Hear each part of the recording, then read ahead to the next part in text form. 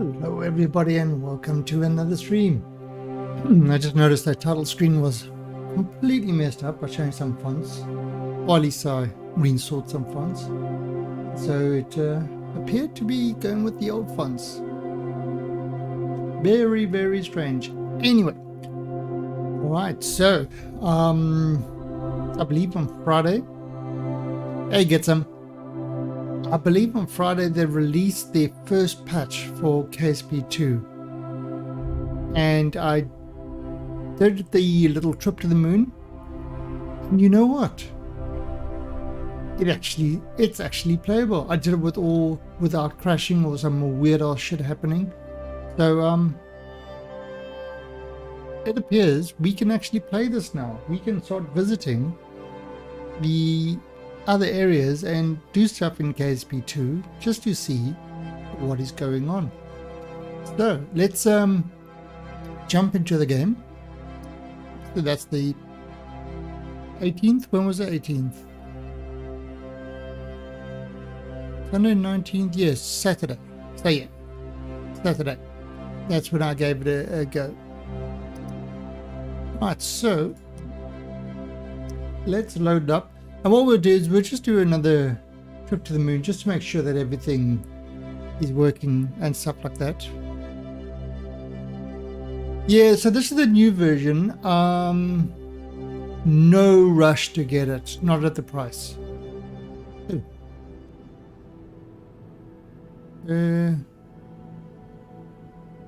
Okay.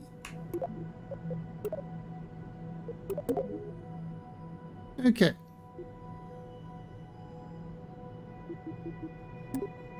So let's go to Global Space Center. Oh, it must be nighttime. Oh no, sunrise. That's sunrise? Looks like a sunrise. It's got some mods, but I haven't put any mods on it yet because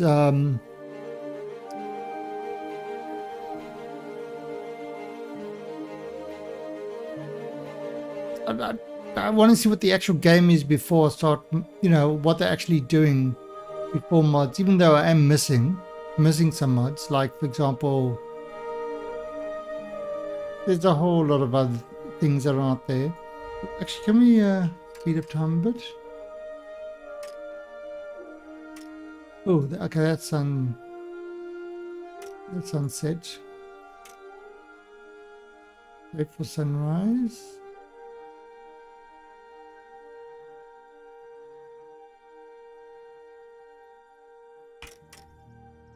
Okay.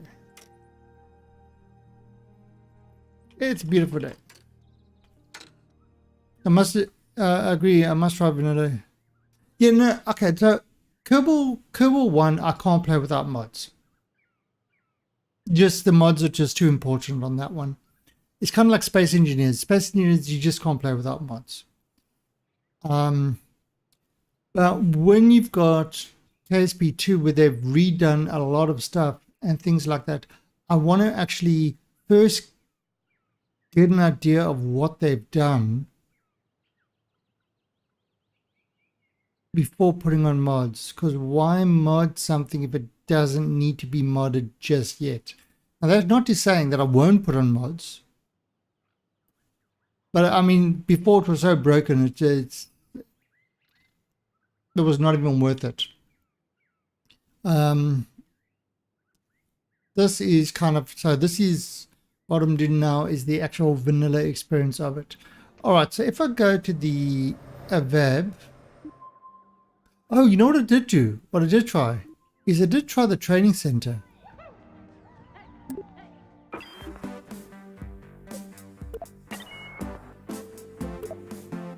Actually, maybe we should do that. Maybe let's watch the training center and see how the trainings work.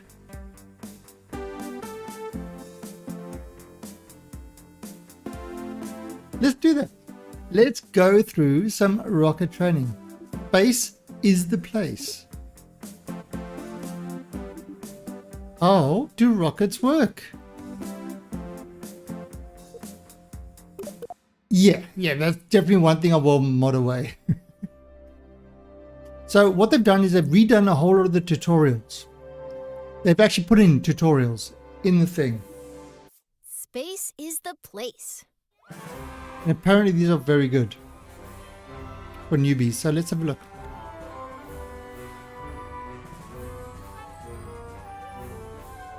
So you want to get to space. Have you tried rockets? Rockets use fuel and engines to create thrust, which propels them forward. When a fuel tank is empty, it is dropped to stay as lightweight as possible, allowing the rocket to go even faster. These tanks, as well as other expendable parts of a rocket, are called stages. Different stages do different things. Often the first stage is very powerful, with just enough fuel to get the vehicle through the atmosphere. The second stage usually has a low-thrust engine that, while not as powerful, is more fuel efficient. After dropping the heavier first stage and leaving the atmosphere, the second stage engine pushes the much lighter second stage to orbital speed.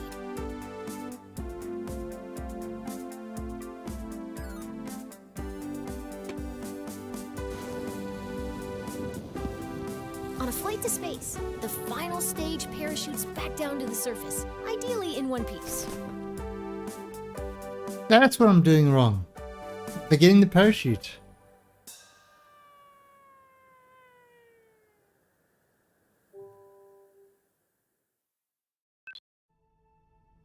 Okay, next tutorial.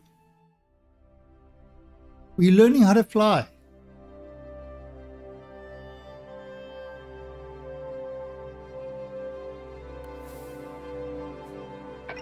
Welcome to the launch pad. As you embark on your journey into rocketry, it's important to get all the crashing out of your system here in the simulator. Let's learn how to rotate the flight camera. That way, you can see the great. You can Oh my zoom god! the camera They killed Penny! You bastard! Yes, Wenka. We're learning how to fly rockets. Oh, zoom in, zoom out. Go ahead and pick your favorite view. Your rocket is ready for launch. Every good launch starts with a big green button and lots of fire. Most bad launches do too, actually. Looking good. Ascend to 1,000 meters, and then we'll learn some controls. Oh, oops. Ascend to 1,000, there you go. Okay, you're a kilometer up. You can still crash, but you'll have more time to correct your course if you start when flying a rocket or a plane. We have specific terms for moving. Nice pitch. Now pitch. Let's move on. Yaw steers your rocket left, and now yaw to the left. Excellent. Now for the final control. That's the basics of rocket flight. Feel free to experiment with the controls. We can move on when you're ready.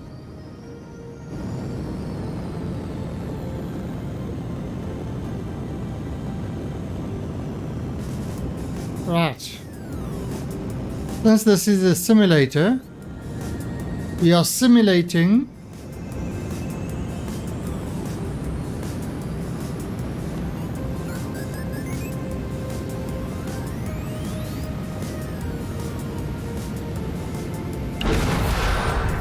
good simulation. No, I finished. I did all my stuff.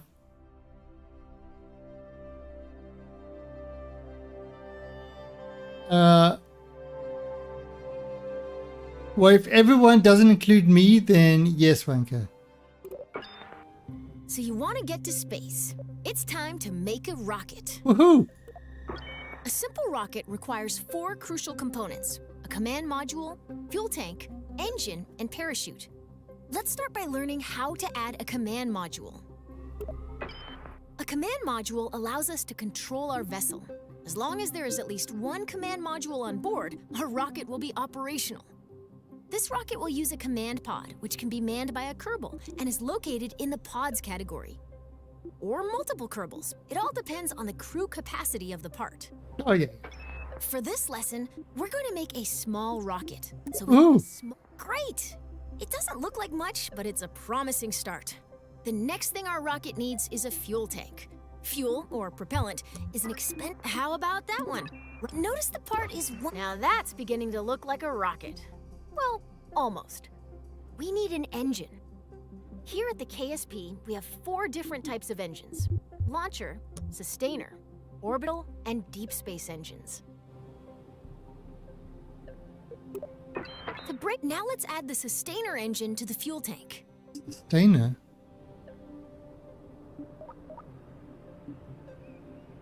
Oh, okay.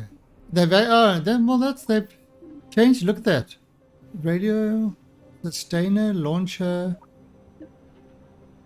Okay, never heard that term before, but anyway. Excellent. Our rocket is looking pretty great. We just need one final touch.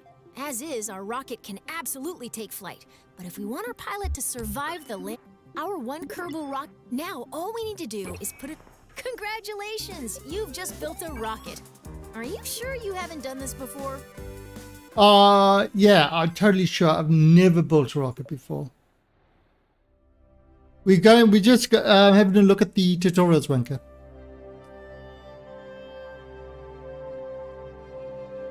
Because there's something new that they added. Never ever, As you start to build rockets, you'll want to see your designs from other angles. Let's learn how to manipulate the camera inside the vehicle assembly building. First, let's rotate the camera. Nice. Now, zoom the camera in and out. Great. Now, let's pan the camera up and down. Pan. Oops. You can also focus your camera at a specific part. If you want to view your rocket from the top, front, or sides, switch to blueprint mode. You can change the camera. If you ever get lost in the VAB, you can always reset the camera.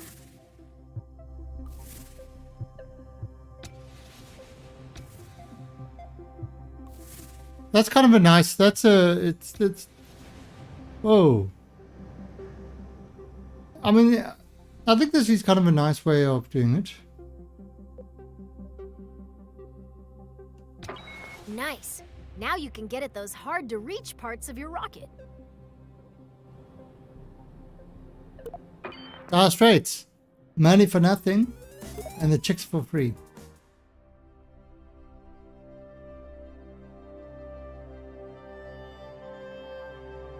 That's Dire Straits. I've still got a whole bunch of the albums. Your rocket's ready. Let's take it out for a little hop. Let's move this rocket to a launch pad. Welcome to the launch pad. Today you'll be flying straight up. Your rocket should do fine without any steering inputs, but if things get out of line somehow, feel free to intervene.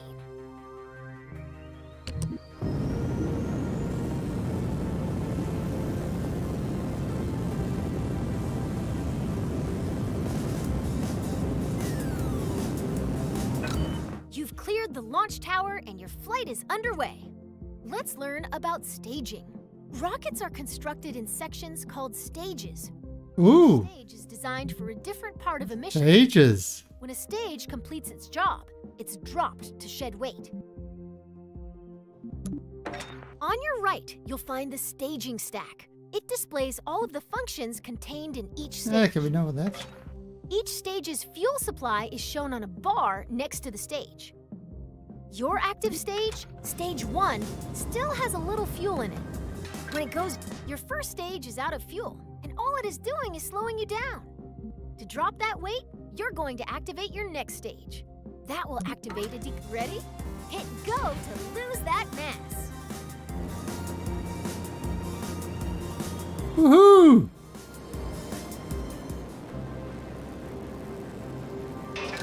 Congratulations! You're nearly to space, and your next set of fuel tanks are empty. Now is a good time to drop them. Activate the next stage. Your capsule will now continue coasting up. All that's left to do is gaze back down at Kerbin and wonder if you remembered to lock your car. Nice work! Damn straight. Let's see the next one.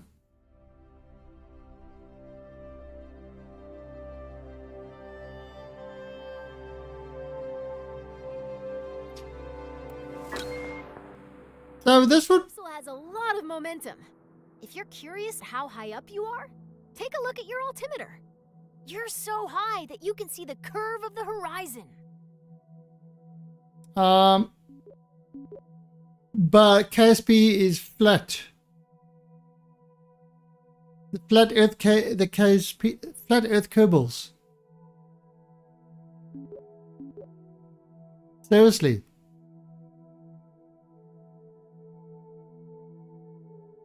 KSP, my monitor is flat, therefore KSP is flat. It's a conspiracy. Rocketry involves a lot of waiting between the cool explosions. You can speed up time by selecting the time warp controls at the bottom of your screen. Check, you're about to start falling back down. Let's slow down and enjoy the view. Now I've got... I don't know, I've never really bothered with the... Great job. You're now a master of time. Oh, seriously, look it up. To use this new power for evil. Alright, so let's do the next one. Actually, I believe a lot of these tutorials didn't work in the earlier version. What goes up must come down. Wind resistance will slow down your capsule's descent, but not enough to prevent it from turning into a bunch of tiny capsules when it lands. That's why we've attached a parachute.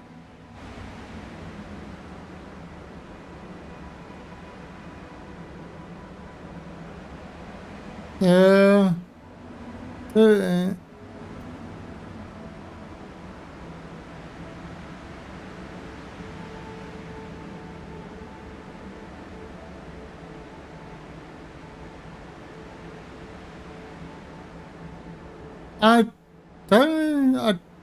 don't know if that was... Yeah, I'm just reading with the question.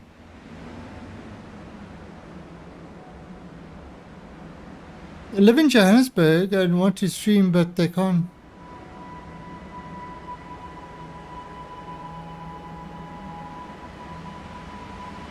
Okay, so, sorry, it's we get a lot of new people that come in and spam the long-winded things about getting adverts and stuff like that. Anyway, okay, so I don't actually live in South Africa. I live in Thailand. So I wouldn't know what the internet is in South Africa. Yeah, and that's good. I mean, it's the typical thing. I was busy reading that, but anyway, so I don't actually live in South Africa, so I don't know what the ISPs are like over there for streaming.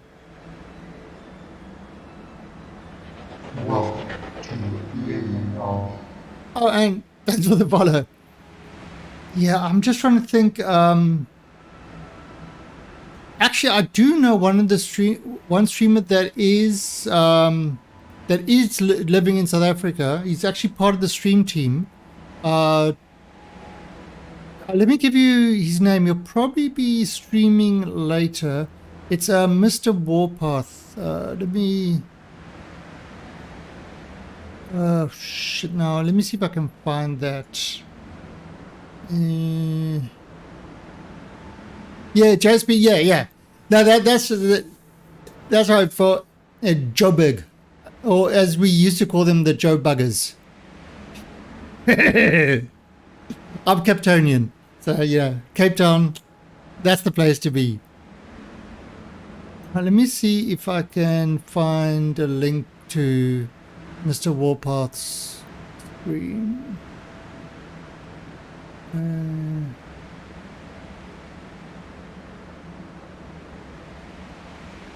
Yeah. I kind of, he's got like, it's Mr. Warpath, but he's got a, like a 4 for a number, a 4 for A or something like that. No, he's not on there. Search. Switch to... Ah, yeah, it is. Okay. So, the Mr. Warpath, so I think he does live in Joburg as well. So he might be able to help you, and he is he's a streamer. There you go, full-time streamer from South Africa. So I know you probably just heard my accent and assumed I was in South Africa. Actually, it would probably be South Africa afternoon now. If you deploy your parachute too early, it'll be torn off. If you deploy it too late, you'll do some unplanned underground exploration. The sweet spot for Kerbin is between 20,000 and 20,000 meters. Cool. Okay, you're low enough to activate the final stage that contains your parachute. Where am I? Hit go to pop your chute. Okay, we're just doing the tutorials. I mean, The parachute will trail you just to see what the tutorials are like. Once you've slowed down enough, it'll open all the way by itself.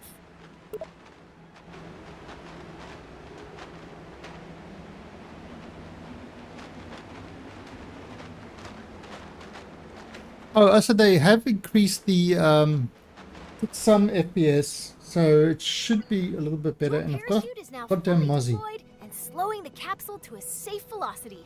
Congratulations! If this were real, you'd find celebratory snacks in the VAB kitchen. Oh no, shit! That was replay. I don't want to replay it.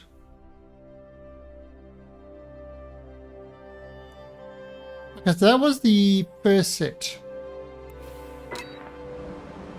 What goes up must come down. Wind resistance will... Okay, so that was the first set of training wheels, just to basically launch a rocket and come down. Missing the ground. Oh, this is the orbital thing. Essentially, orbiting is falling and missing the ground. Oh, so let's see what they've got over here.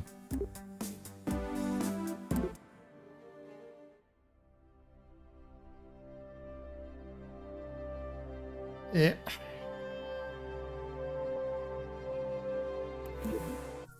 Missing the ground.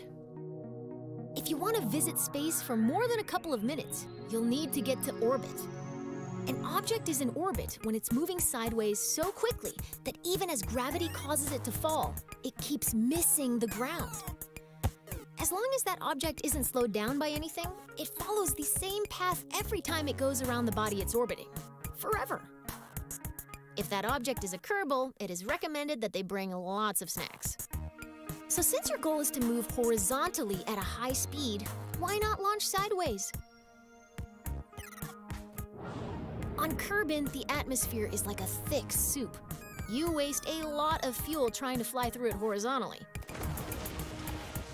By launching vertically, you cut through the thickest part of the atmosphere as quick as possible. Most orbital rockets begin tilting toward the horizon soon after they leave the launch pad. This maneuver, called a gravity turn, uses the planet's gravity to turn the ship and reduces the amount of fuel needed to achieve a stable orbit. When launching near the equator, your gravity turns should point toward the east, since your vehicle gets a free boost from the planet's rotation.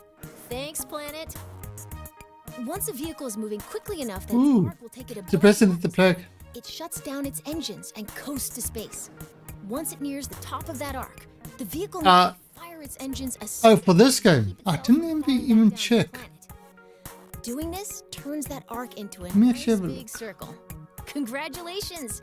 You've missed the ground. Let me have a look here.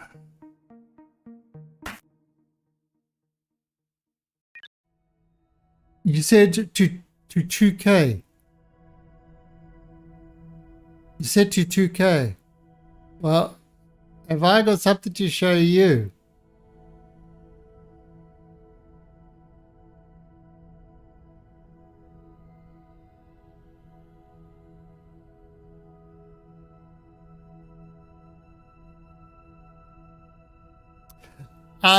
But you know what? I'm gonna say it is deserved. It is 100% deserved. With this patch, the amount of fixes that they did in this patch means that they knew.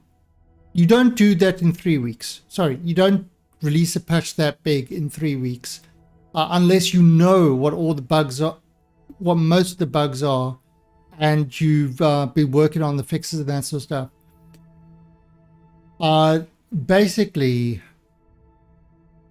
I believe, well, knowing AAAs and the way their publishers are, they didn't want to wait 3 weeks to get all these, final fixes in, and they forced a release at that date, even though they knew it was going to be a shit show. And it's kind of, it's what I said, I expect something like this from KSP1, where you've got a little indie team doing their first game and stuff like that. That's what I expect from them. From KSP2, we've got a professional dev team backed by a AAA studio. I thought it was disgusting, to be blank, disgusting. There's no real deadline. You could have any release say, listen, it's unplayable at the moment, give us 3 weeks, or say it's unplayable at the moment while it's in early access until we can get to a stage where it's actually playable, give early access discount. But no, they release it full price at that. They deserve all the shit that they're currently reaping. I mean, it will pick up eventually, but honestly, the goodwill that they had, they shed all over it. And that's my opinion.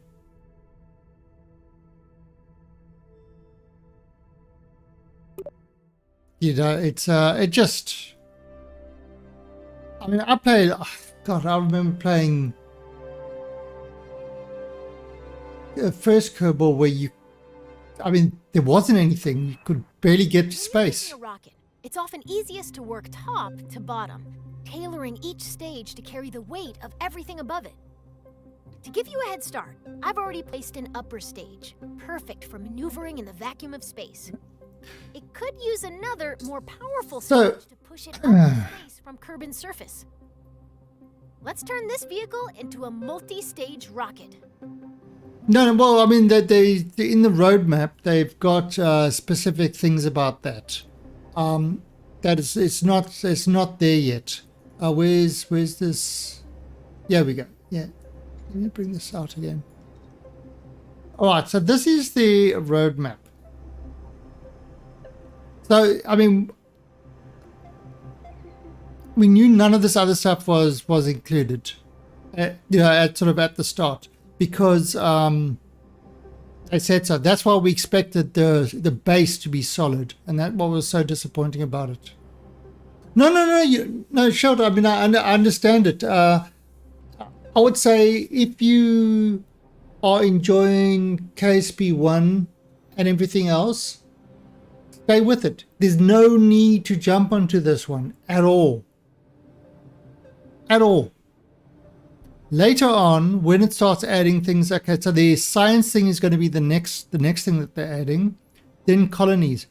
When it gets to this stage, then it has moved beyond KSP1 at this stage. Then would be time, I would say, to start looking at KSP2. When you get to this stage, I'm only looking at it to see, to kind of get my feet wet in it and all that sort of stuff. So this is the stage that I think it will start getting really, really interesting. There are some other things, the interstellar multi-solar system. That's a biggie. Exploration, I'm not really sure what that's going to be like. And then multiplayer. That's another biggie. So there's a lot coming down the line with the stuff that's going to be really, really interesting. Now, colonies. So what I did in KSP1 with Rover Dudes mods and stuff like that, I used to build like little stations on planets and stuff like that. But I had got to a stage, or big, big space stations and stuff like that. But I got to a stage where KSP1 was unplayable, because every time you switched to one of your colonies, you were hoping that nothing would explode. Because the way the physics worked in KSP1 is there was nothing, and then it applied everything at 100% straight away. So everything started shaking in that, and shit would just blow up. So I got to a thing where I was tired of fighting against that sort of stuff. So then I kind of stopped really playing KSP1. I pushed it to where it couldn't really go much further. So that's what I'm hoping this is going to, with all the stuff built in, it's going to really be able to do that. Because, I always said straight at the bat that one of the biggest issues with KSP1, it was built by web developers who didn't get the base game right. The actual foundation. The foundation was flaky. So everything built on top of that, just caused more problems and was trying to fix up the foundation. This one has been built from the ground up with multiplayer in mind. So, it's got the base full multiplayer and everything else. It's got all that. It's got the, they knew they were doing colonies and Interstellar and that sort of stuff. They knew they were doing. So from the ground up, it's been built by proper devs, game devs. So, hopefully it's going to be a much more solid game. The first release kind of destroyed those thoughts of having a solid game. But we'll see. The second patch is running a hell of a lot better now with one patch. So like I said, they knew there was big problems.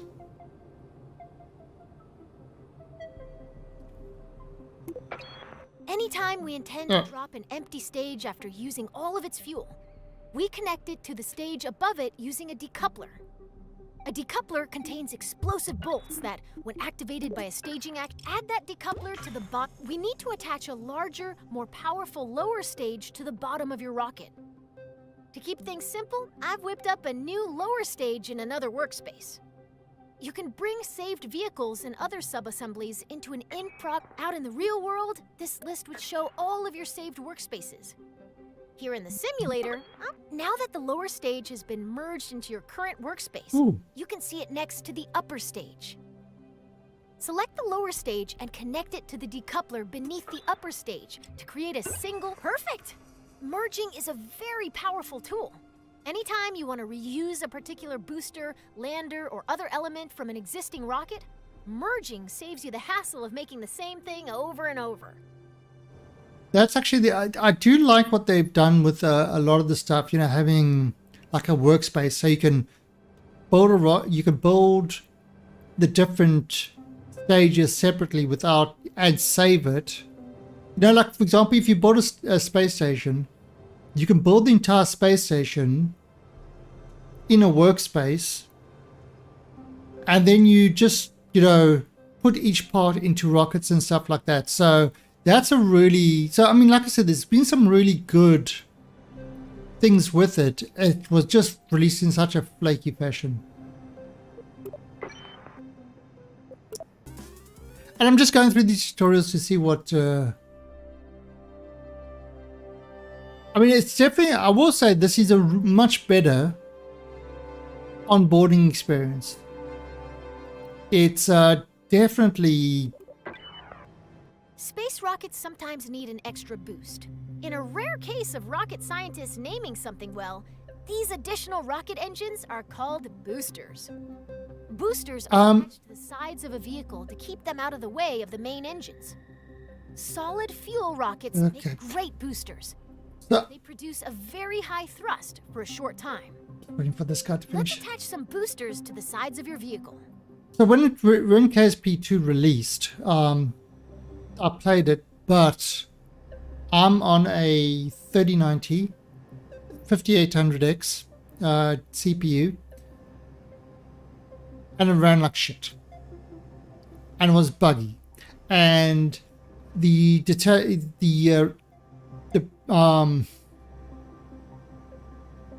what do you call it? The decouplers didn't decouple, and the rockets were like a wet noodle, and basically it was unplayable. And I know a lot of people powered through and played it. I didn't have the patience for that. I just didn't have the patience for that.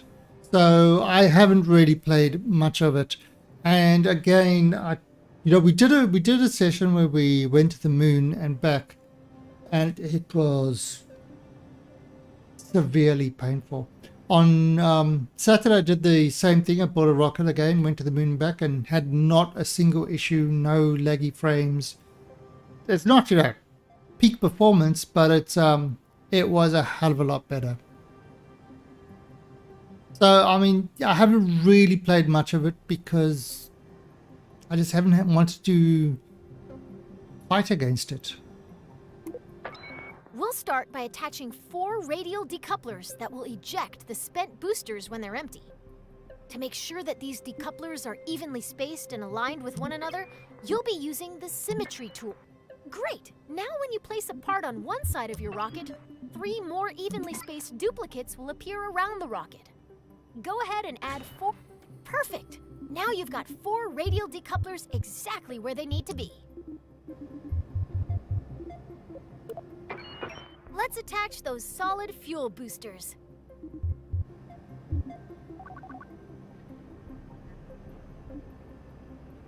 What you did him?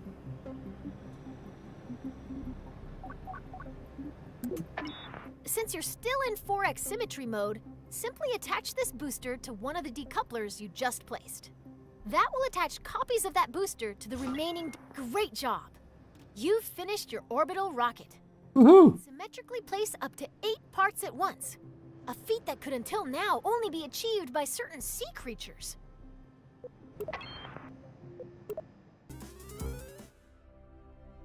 A fish? A fish doesn't have hands. How could it place parts? It doesn't make any sense at all.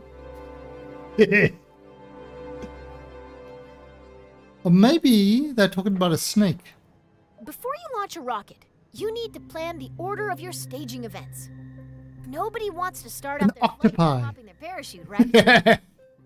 Most parts that can be staged are automatically assigned to stage. Their activation order can be seen in the staging stack. Right. You can change when staging events occur by moving them between stages. You can also add, remove, and reorder stages. Best of all, you can do this in both the VAB and in flight. Wanker? I had a thought.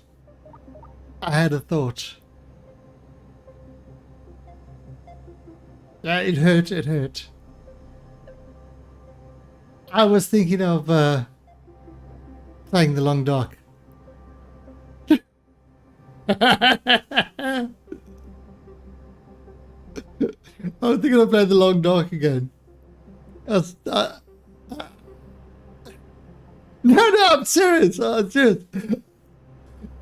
was because I saw somebody playing. I thought, yeah, I really should play that game again. I think it's got a lot of patches and things like that. The staging order begins at the bottom of the staging stack. You want your boosters and main engine to fire together for maximum thrust. The solid fuel boosters are currently in the second stage. If we don't change anything, the boosters will ignite late and detach themselves at the same time. This would be embarrassing for everybody. So let's move the boosters down to stage 1. Your solid fuel boosters burn very hard and very fast, so they will run out of fuel first. Even though your main engine and boosters will activate at the same time, you want to drop the empty boosters before you drop your main engine. You'll add a new stage above stage 1 to do one thing. Activate the radial decouplers to jettison your spent boosters. Now move all 4 radial decouplers from stage 4 to your new stage 2. All done. Your remaining stages are set up so that stage 4 will activate your orbital stage's engine. Woohoo! Stage 5 will detach the orbital stage's fuel tank when it's empty. And stage 6 will deploy your landing. Okay.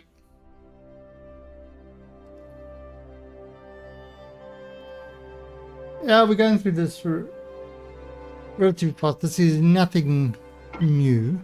All right, we're ready to light this candle. In this flight, you're going all the way to orbit. I'll walk you through the process of launching. I thought you would really enjoy me. It's one of your favorite games, Wanker. And doing a final burn at the top of your arc to establish a stable orbit. Before we begin, let's talk about the nav ball. The nav ball shows your vehicle's orientation relative to the horizon. The blue half of the ball represents the sky, and the brown half represents the ground. The level indicator at the center shows your vehicle's orientation. When you turn, the ball turns. When you roll, the ball rolls. Assuming you want your Let's get the rocket ball pointed at the rolling. sky, you'll want to see lots of blue on the nav ball. If you get confused, remember this rhyme. If the nav ball's brown, you're going down.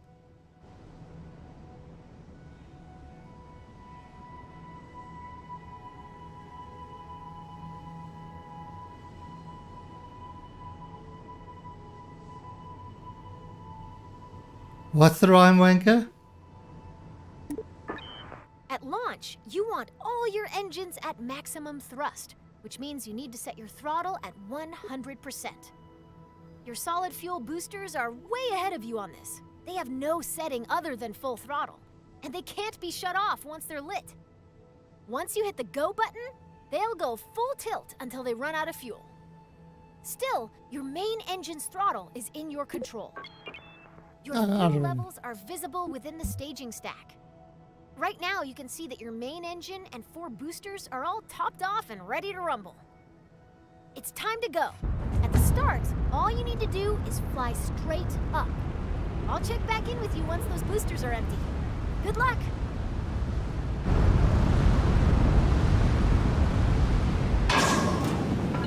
All right, it's time to start your gravity turn.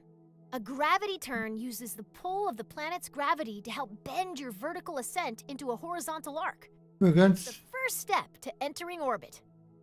For our first flight, Oh, I don't do it at we're going 10,000. to start our gravity turn up to where the air is thin, at an altitude of around 10,000 meters.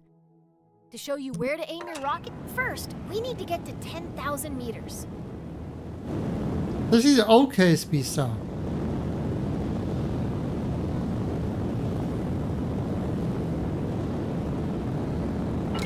You're going to yaw towards the east so that the target marker is in the center of the nav ball. Your vessel and nav ball should look like this example video if you're performing the gravity turn correctly.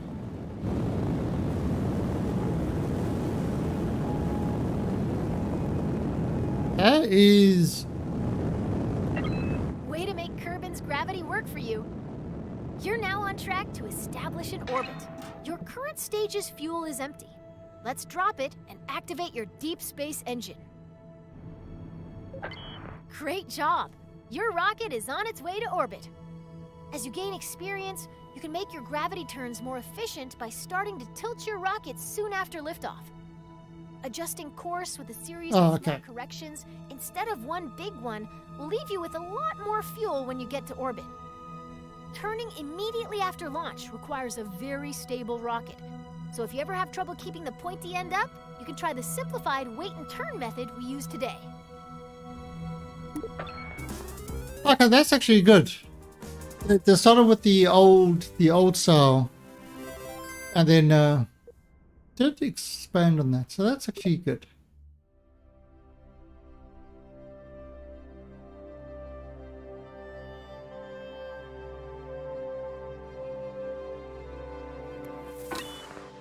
Right now, we're on a ballistic trajectory.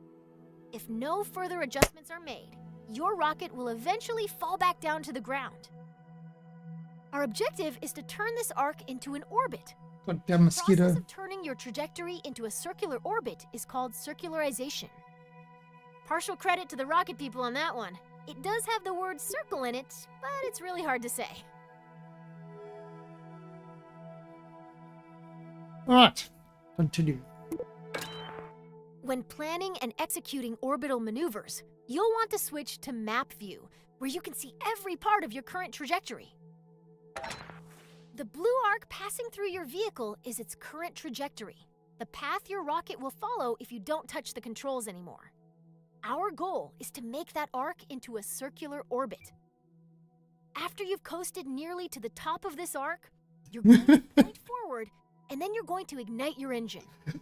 You're just Time this button jealous. right, you'll never quite get to the top of the arc, as it'll keep widening in front of you until it wraps all the way around the planet.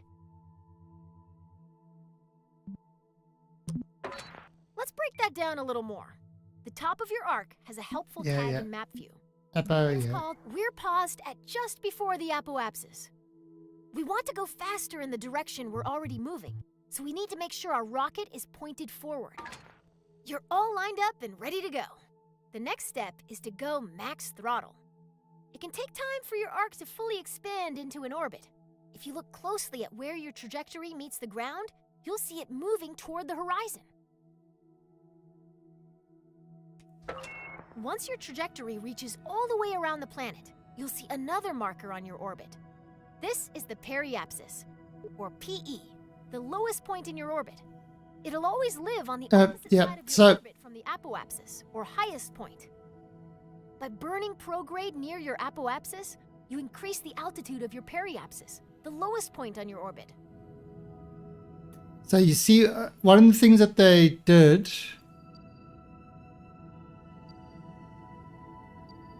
is now with the apoapsis, you can right click on it and it saves it. You know, or at least it makes it sticky. Here's the most important thing to remember about setting up an orbit above an atmosphere. You did it! You're in orbit! This is when I'd usually tell you to look under your seat in the simulator, where you'd find a delicious celebratory treat. Sadly, since the vending machine in the astrodynamics lab broke down, it has gotten very difficult to hide snacks anywhere at KSC. Feel free to take a moment to admire your first orbit. In a way, you've given yourself a mind snack, which is way better than the edible kind anyway. Right? Right? Alright, so that's, yeah, so that's not...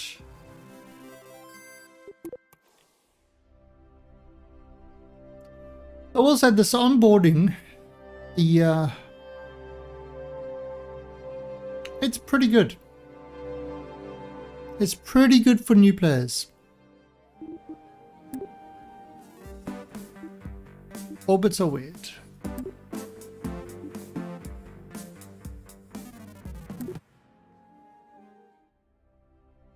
Okay, let's see what they say about orbits.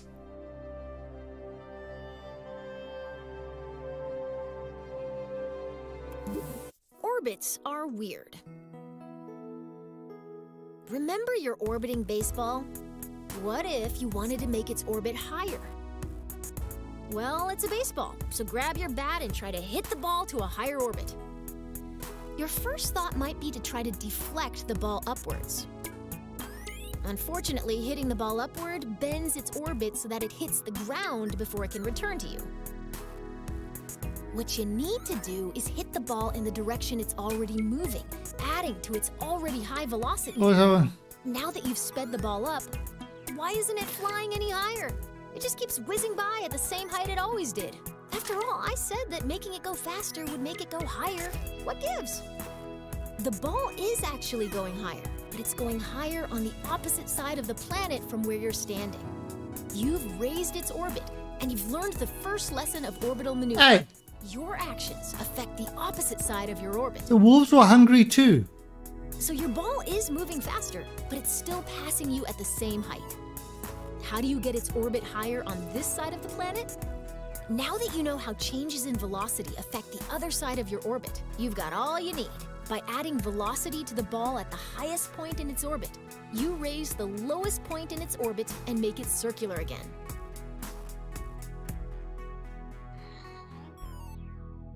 Doch nicht.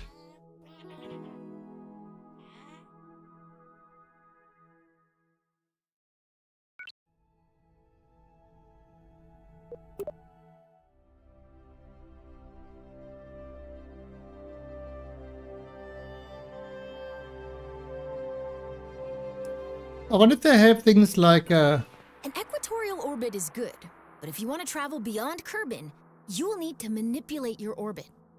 Let's start with something simple, expanding an orbit. We do that by increasing the value of our apoapsis. Let's get a good view. Remember how you circularized your orbit by increasing your forward velocity? To raise your orbit, you'll just do more of the same. It's time to burn prograde. Now that we're pointed the right way, we can increase the throttle and watch our orbit expand.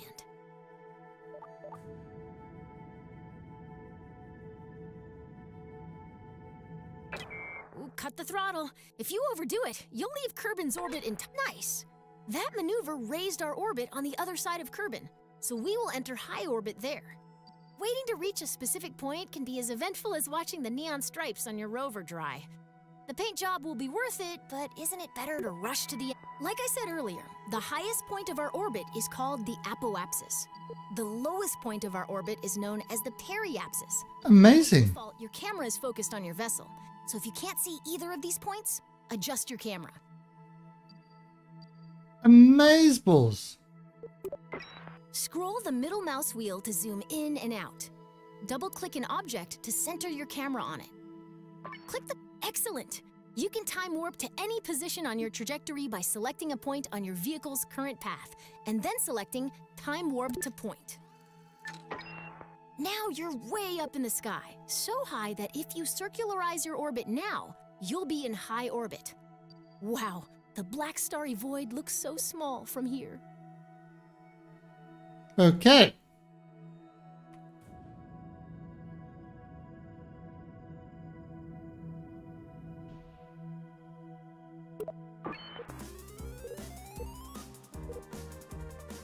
I made a big orbit. No wolves can get me on that orbit.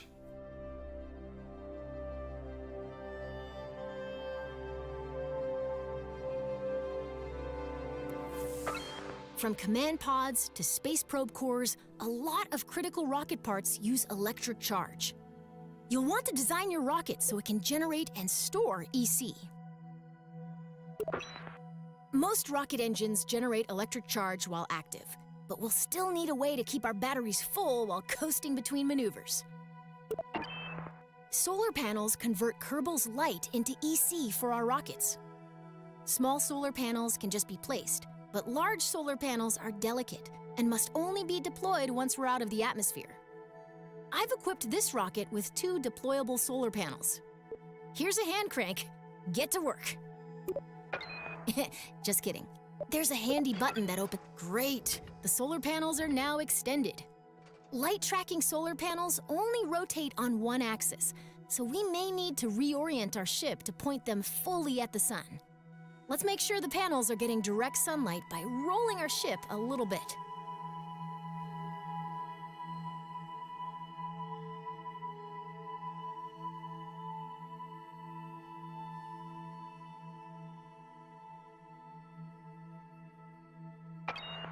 Excellent. The solar panels are soaking up all of those sweet photons and giving our rocket some much-needed EC.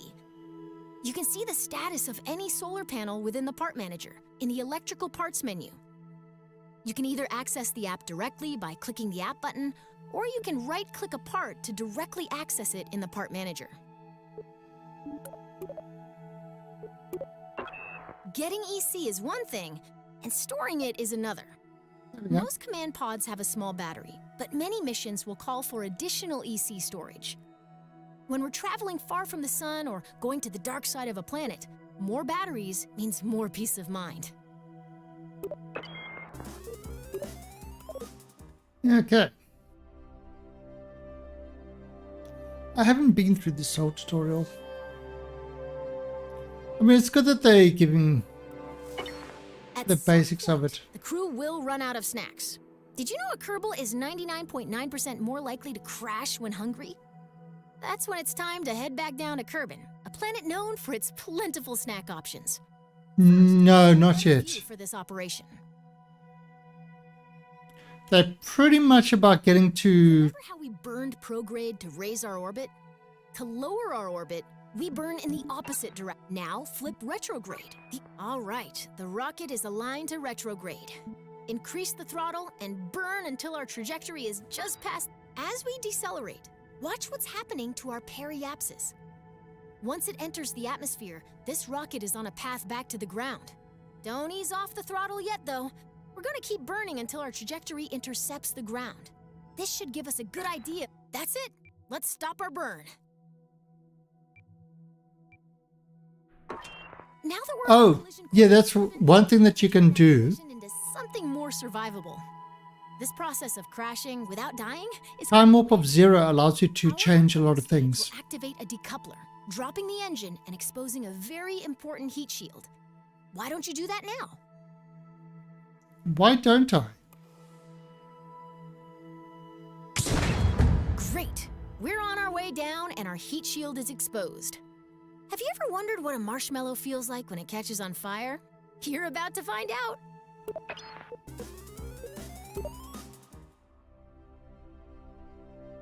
Okay, so that was the orbital thing. Now, they are, from what I've heard, they are adding more tutorials in this line. There's only these about. So that's getting to orbit, changing orbits, orbital transfers. Okay. This must be going to the moon or something. But I don't think they've got anything for landing on the moon. Orbital transfers. As you know, the faster you go, the higher your orbit gets. If you get moving fast enough, your orbit may cross the orbit of some other object, like a moon or a planet. The closest celestial body to Kerbin is the Mun. If you're looking for somewhere else to fly a rocket, the Mun is a good choice. It's the moon, not the man. Departure, so that I hate the word man. captures your vehicle at its highest point. If you mistime your departure, you may miss the Mun entirely, which creates a lot of paperwork. Let's assume you've left at the right time and the Mun is there to meet you. As your vessel approaches the Mun, it enters a zone in which the Mun's gravitational influence on your orbit is stronger than Kerbin's. This zone is called the Mun's sphere of influence.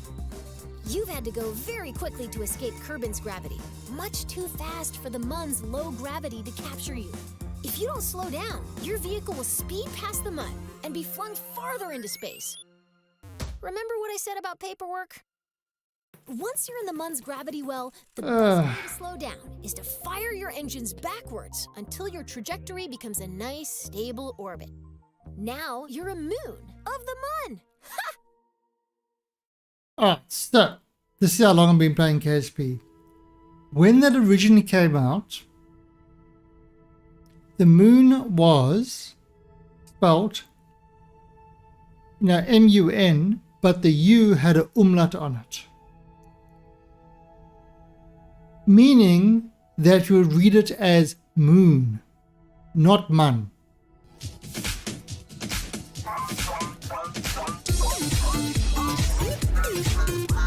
And Dave coming in with a 51-month sub. You, Dave. Yeah. So, Exclamation mark gift grape. where's your gift grape? There's no gift grape, Dave. Gift grape. Do it again. Oh, because it was your first message before it recognized that you were a sub.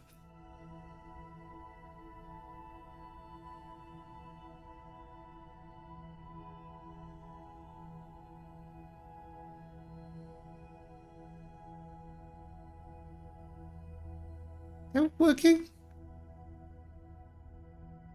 Do it again. I want to see why's it not working.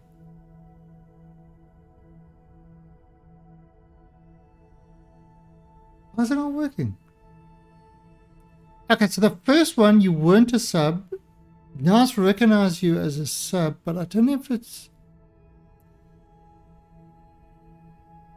Let me try.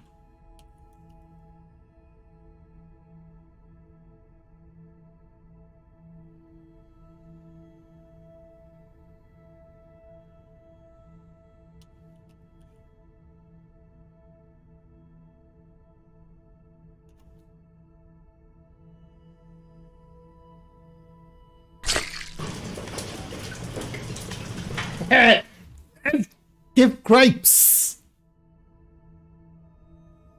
Grapes, Dave. You're confusing me. Grapes.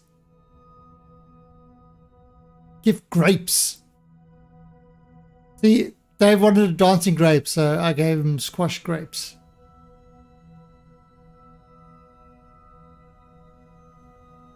I've been playing with Blender way too much. Alright, so let's see. Next.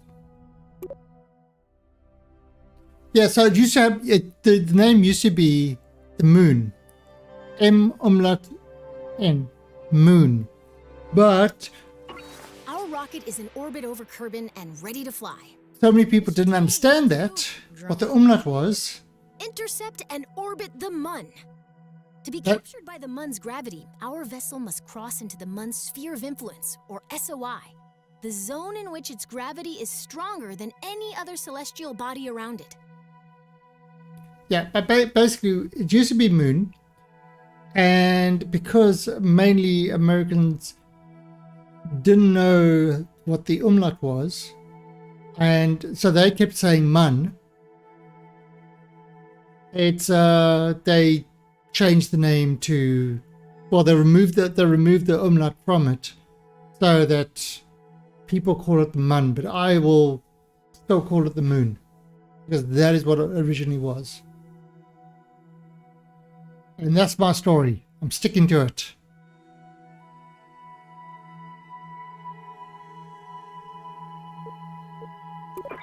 We're going to create a maneuver plan to figure out what... Great! Now here's a new trick. We can select any object as a target in map view. Where's this Targeting gives us the sandwich maker? information and enables new tools. Once we've targeted a celestial body or other object in space, our maneuver will provide closest It pass. actually does a lot better. This can be Well- very helpful for meeting up with someone or something in space. No, I haven't even played it, to be honest.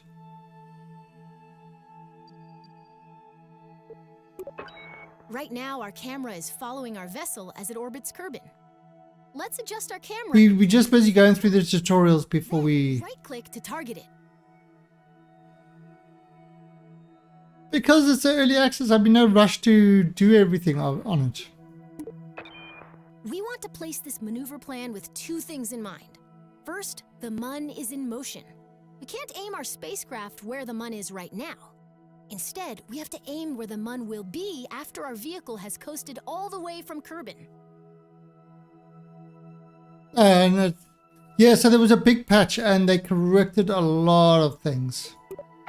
Second, remember how increasing velocity raises the opposite side of our orbit? Since we're placing this maneuver plan where we intend to start... Performance has increased, place it on the opposite side of Kerbin from where we intend to intercept the Mun. but it's still not brilliant, but it definitely has increased. It's a lot less jaggedy. I mean, I'm not sure what video card used, but on 3090 I'm getting pretty good, fairly good performance.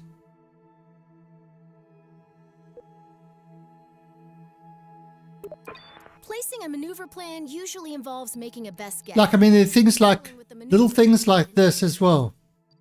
Fortunately, you've got a crack navigator with you today. By my calculations, we'll want to put our maneuver... I could actually sticky the apo and periapsis. I can sticky them on.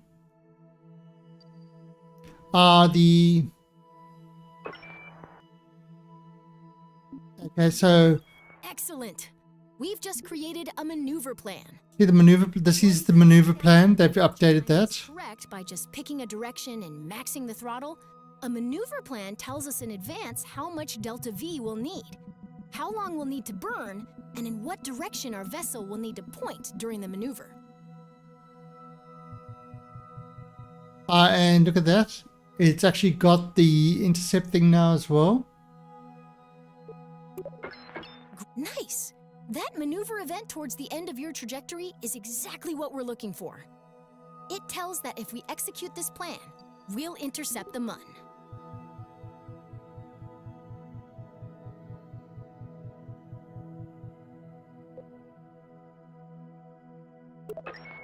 If a maneuver looks right, but we're not getting the intercept we expect, we can change the starting position of the maneuver by grabbing and dragging the middle of the maneuver plan along our orbit. It's very common to refine a maneuver plan by adjusting both the position of the maneuver and the direction of the planned burn.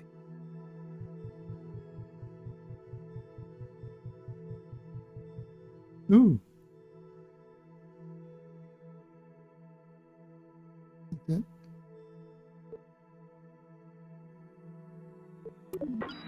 If we don't want to maneuver at all, we can delete the plan, either by right-clicking the gizmo and selecting delete, or through the burn timer.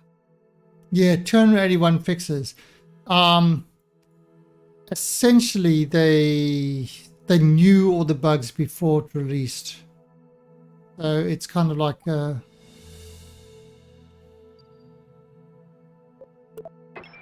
Maneuvers are invaluable when leaving Kerbin.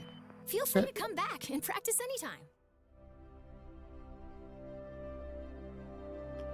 yeah.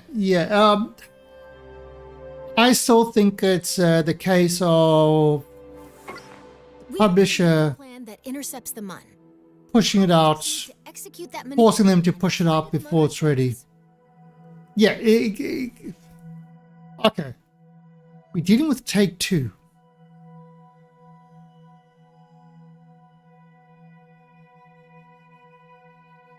All take two cares about. Nothing else but that. Take two's kind of which company was it said?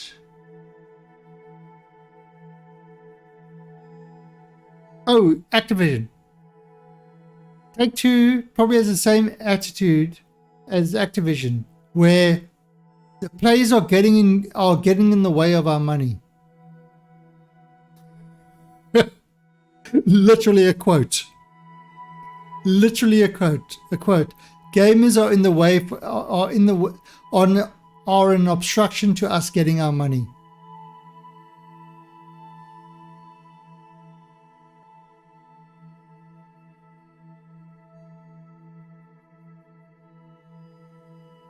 Literally a quote from Activision. I think it was Activision.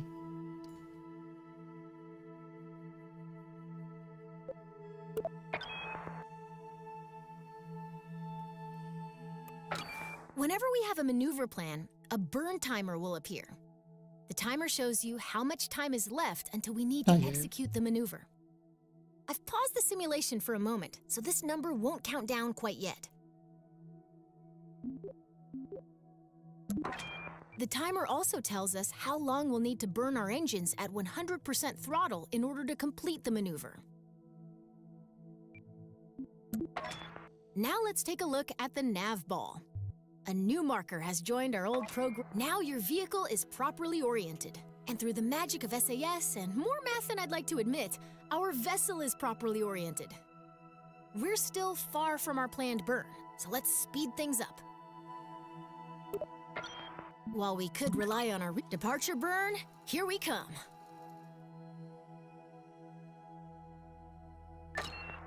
Great! We've exited just before our maneuver burn, and I've paused the simulation once more. Okay. After we select Continue, remember to wait until the countdown reaches 0. Then we'll go okay, get ready to hit the throttle. Oh boy, this is exciting. We're hitting the throttle. I actually do like this way that they've done this, to be honest. 46-second burn.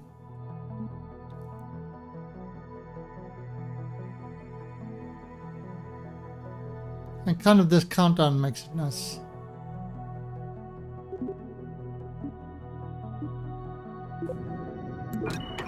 Watch the burn timer. We want to stop our burn once it reaches 0.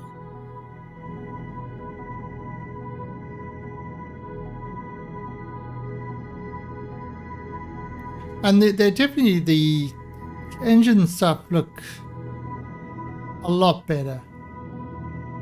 You know, in space, obviously, there's no gravity holding stuff together, so.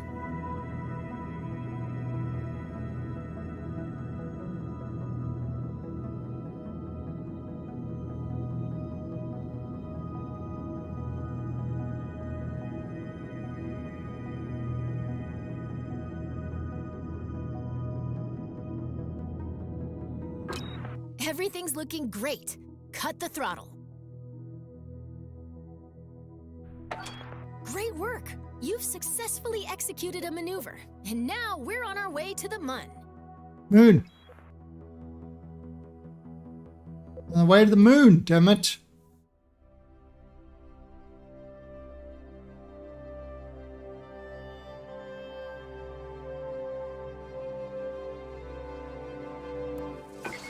It's going to take a while to reach the Mun, but don't let the wait fool you.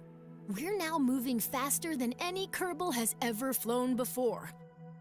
When we enter the Mun's sphere of influence, we'll be going way too fast for the Mun's gravity to capture our vehicle. To orbit the Mun, we'll need to burn retrograde once we're inside its SOI, or sphere of influence. How exciting. This will slow us down enough to keep us from being whipped into interplanetary space. Let's start by time warping until we're within the Mun's sphere of influence. That's the sphere within which the Mun... Farewell, Kerbin! We'll miss you. No, we won't. It's a silly place. Like Camelot.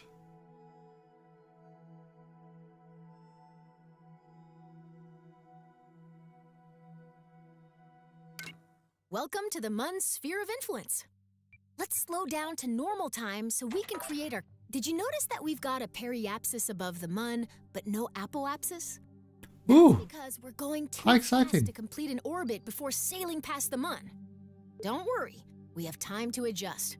Our objective is to slow down enough so that both apoapsis and periapsis are within the Mun's sphere of influence. Remember the rule of orbital opposites. Because we want... In order to reduce our apoapsis, we need to slow down by burning backwards, or retrograde. This is a little like deorbiting over Kerbin, but we're going to stop burning before our trajectory meets Munda. Maneuver plan set. Next up, let's make sure we're pointed where we need to be.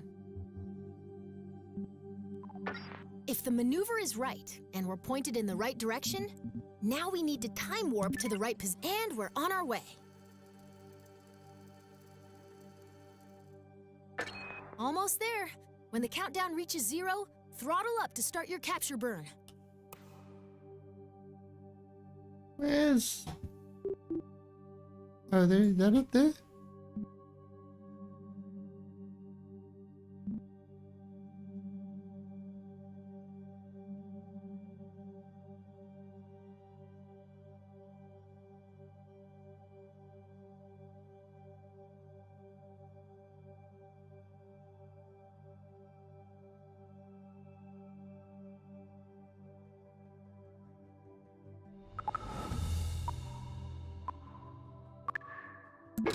Throttle up now. Keep burning until the burn timer... I was hitting X, not Z.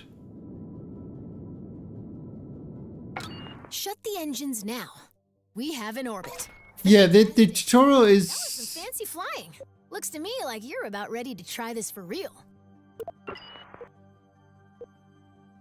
Yeah, so the we've gone through the tutorials from the kind of building a rocket through the orbital stuff and that, and they are actually fairly good. I will say so we've gone through all of them. And they are fairly good for a new player. It's, you know, so it's definitely not here's a rocket, blow up.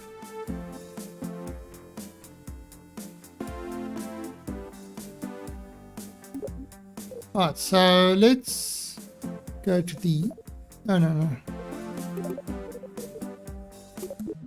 Go to the verb.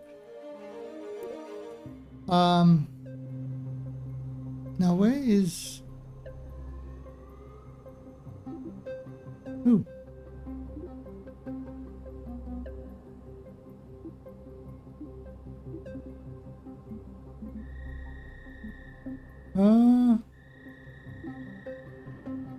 Where? Where's my moon lander? Oh, there it is, moon trip. Okay, so this was the one I used to go to the moon. So let's launch this guy. Let's go to the moon. And then we'll go to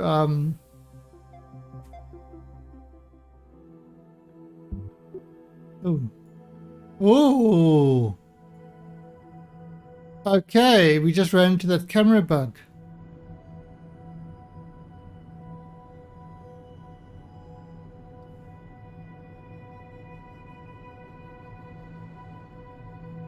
Yeah, we just ran into the camera bug. Okay, so everything is set. Alright, so let's go to the moon quickly. Maximum throttle and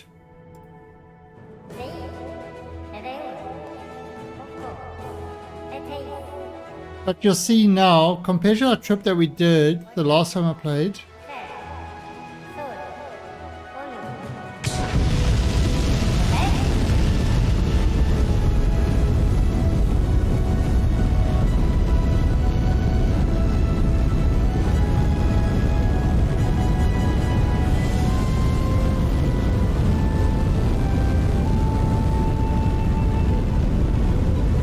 there you go.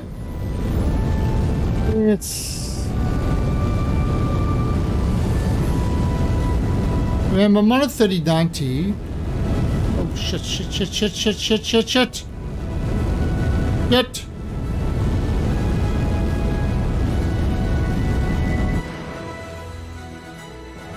That is not what I want to do.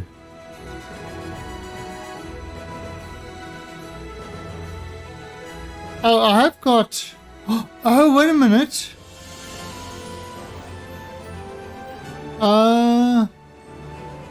My fuel pipes aren't connected anymore. Alright, let's just...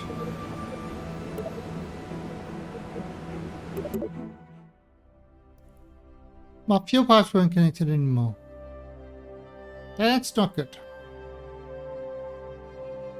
Okay, so there does still seem to be...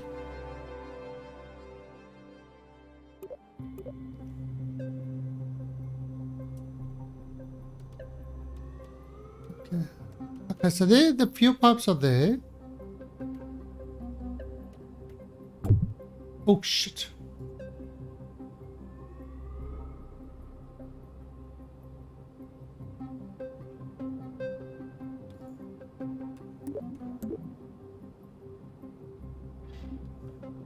Let's load up.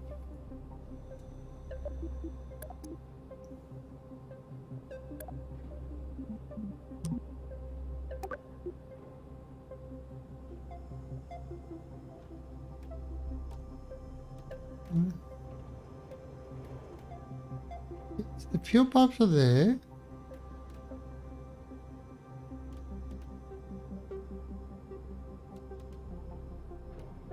Okay. So let's don't. There's.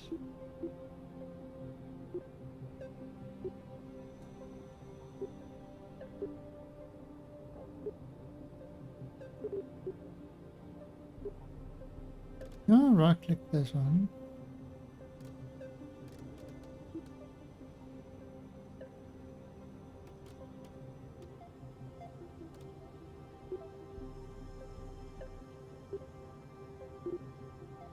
Parts manager.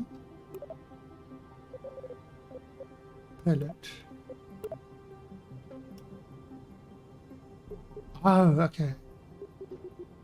Oh, you can choose how you want it to.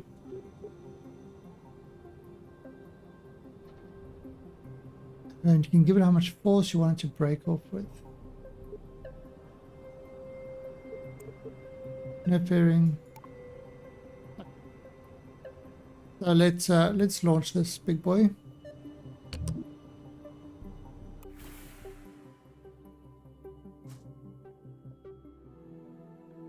Yeah, it says an orbital thing, which is very weird. Right, so maximum power.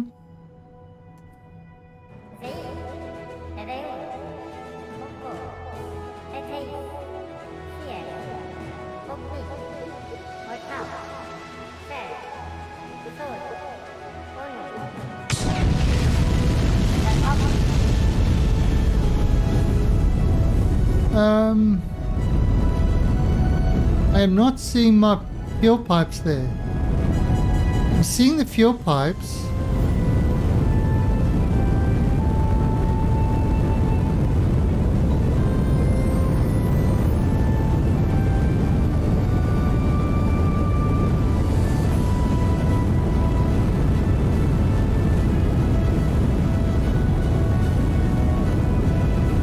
Oh, why is it so unstable now?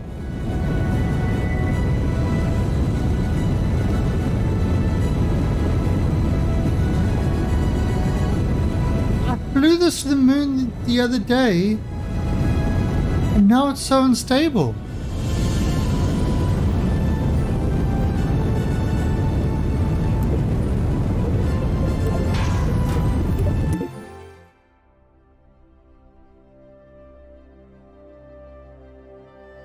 Now, well, let's make a higher one then.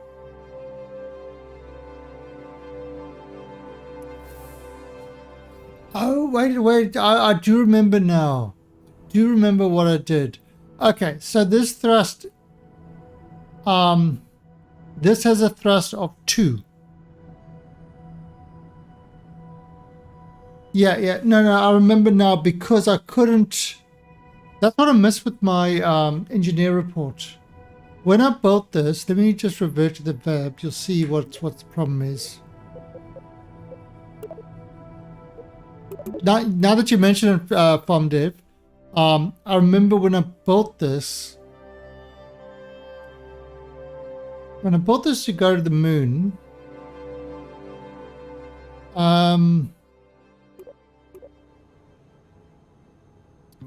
engineer report.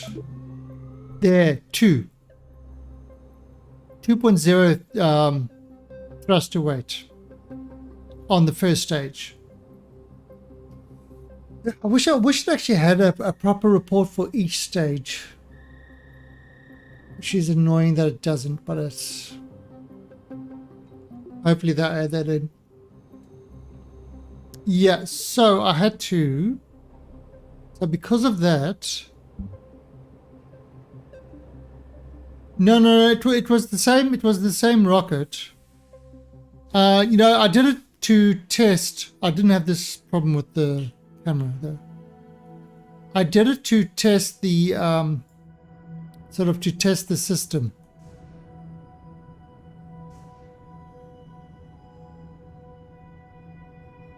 I did it to to test that the patch still worked well, that I could actually do it. And yeah, I remember I had to drop the throttle down because of the thrust to weight.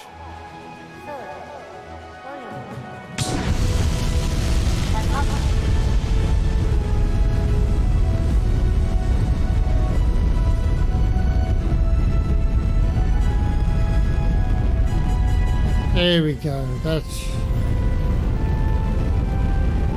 Yeah, it's slower to reach 100. Now normally once it hits 100, then I start with the turn.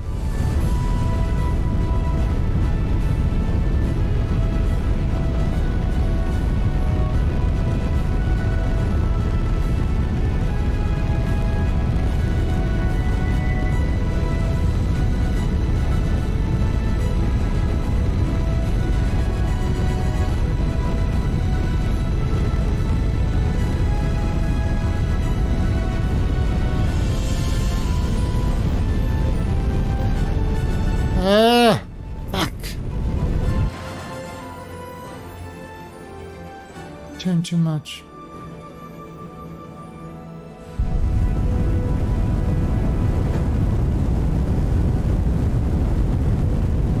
Okay, it's Kerbal. All good. It's Kerbal, it's all good. This is the way we do things on Kerbal. If you... yeah, there, so that's staging worked. That's the way we do things on Kerbal.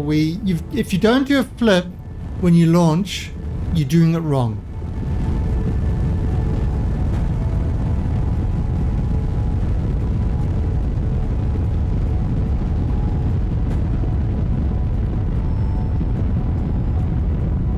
Real Kerbals. Yeah, I've actually got it up there. So, I mean, it's not that it's high frame rates, but it's not, you know, 5 or 10. It definitely, oh, shit. It definitely does appear to be running a lot better. Now, things like, so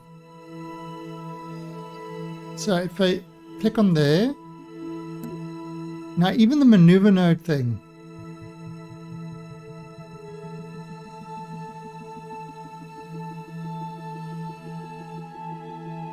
okay, see now I can right click on there and right click on there to to kind of, so it's got that sticky part on the maneuvers. Let's actually do.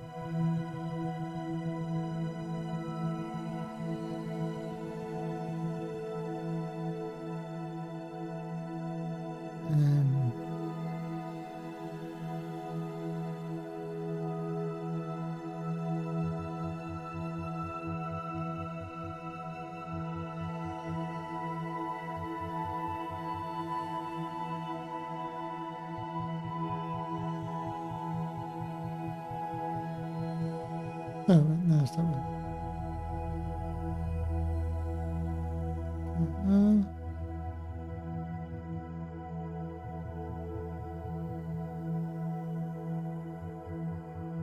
Okay, yeah, that's good enough.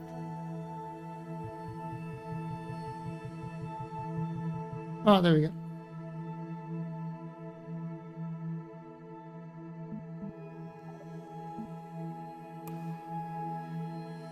Let's see, 1 minute 27. Oh, I can remove this.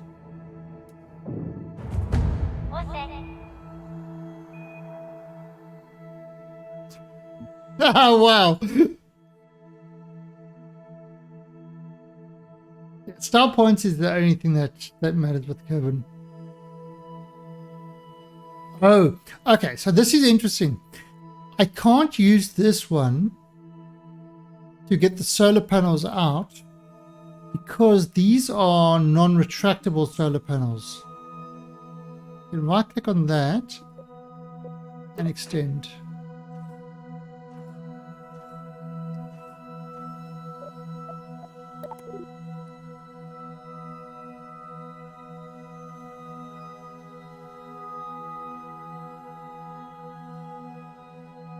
Okay, but 879. Okay, so that should be fine.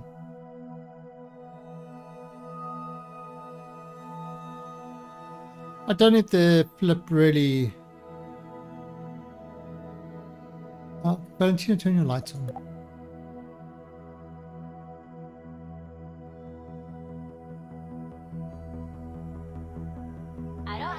Well, I mean, it is. That engine. It is a female Kerbal piloting, so.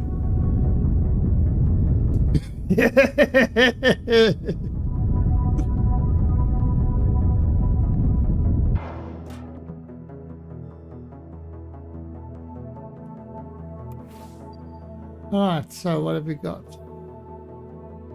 Let's just actually give it a little bit more.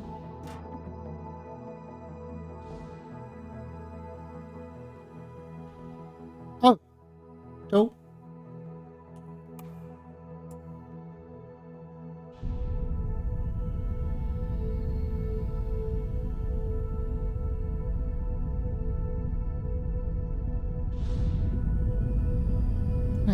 That's good enough. Not 90. Okay, so we've got our Kerbal in space now. We can delete the maneuver node. It's not perfect, but it's right. It'll do, little pig, it'll do. There is the moon. Set that as the target. And we will... let's do it over there. And increase.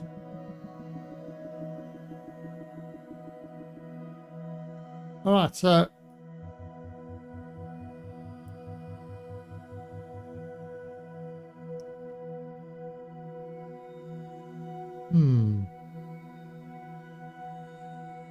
That is getting an encounter. What I'm going to do, you can see kind of it's quite far. I'm going to do a double burn. So let's go on there.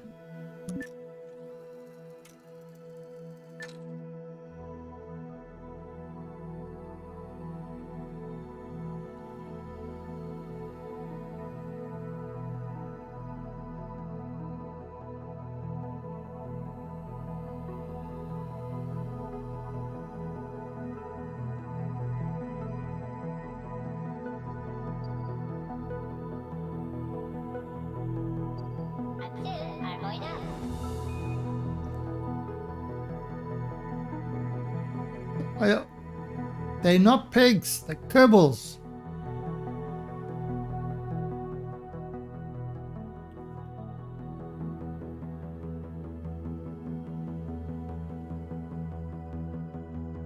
My little Kerbals.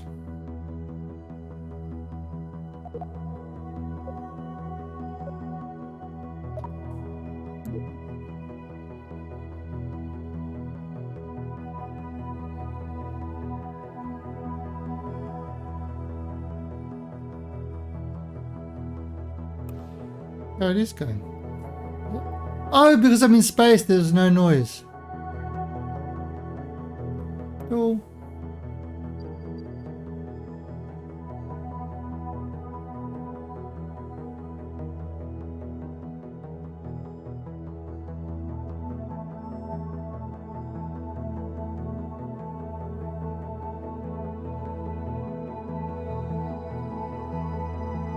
In space, nobody can hear you, Kerbal.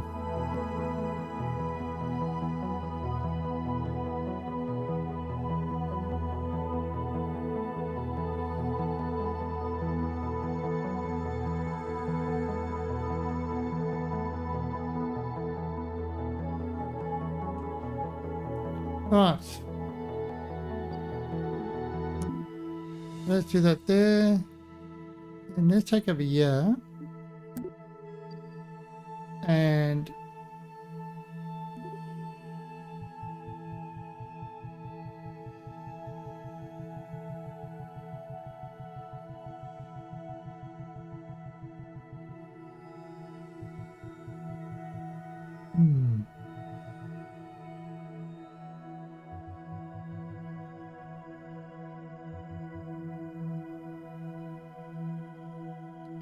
no, let's cancel that. Yeah, we are going to the moon. It is doing that there, but I'm just want to adjust.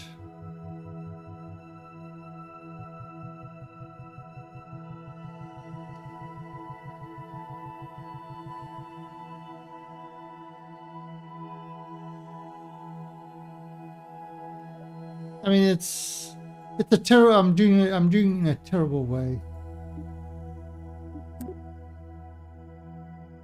I'm doing it in a really terrible way, but if at least a rescue mission, so be it.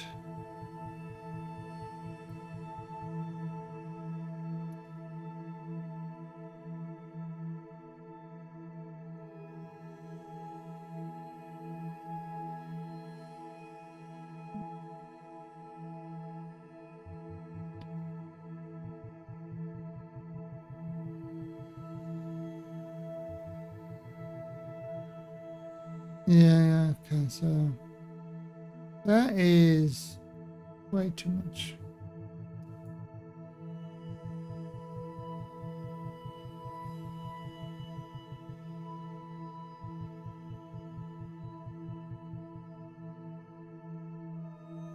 Ooh.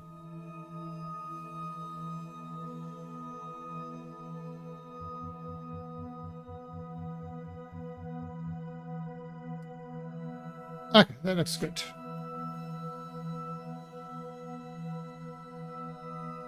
Yeah, it's an extra 2. It's going to be close. Who planned this flight?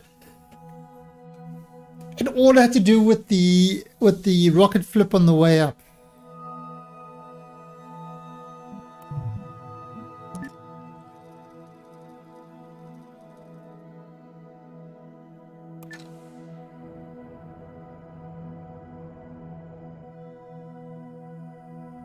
It was all the rocket chat.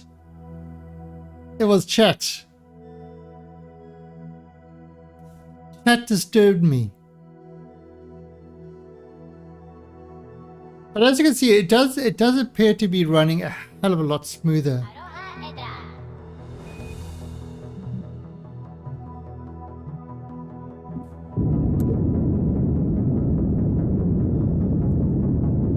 I'm in the fire.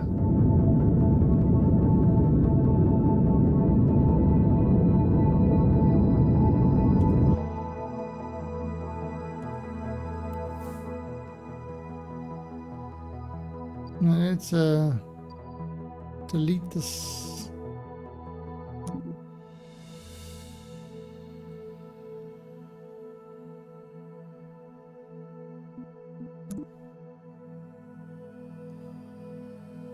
What?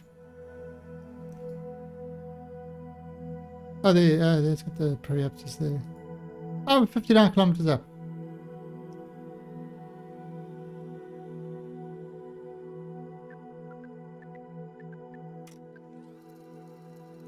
Actually, is there a way entering soy? Can I? Soy boy. Right. Can you maneuver? Can you time warp directly to the soy? Oh, wait.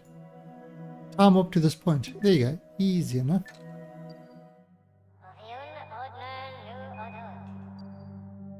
Okay.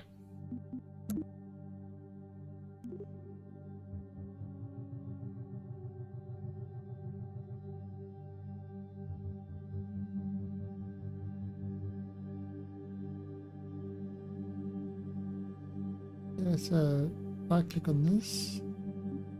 No. Yep. 36. And bring this down to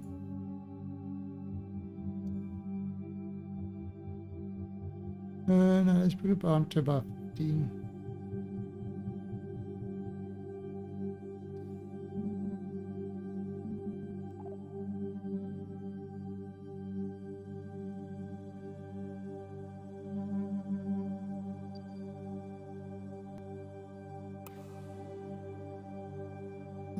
Where are you, Moon?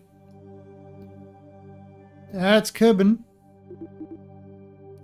There's the Moon. All right.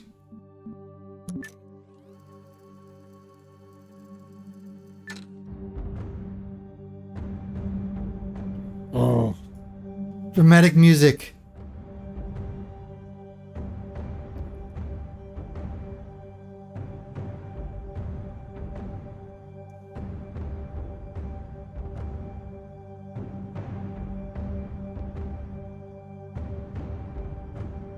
Dramatic music.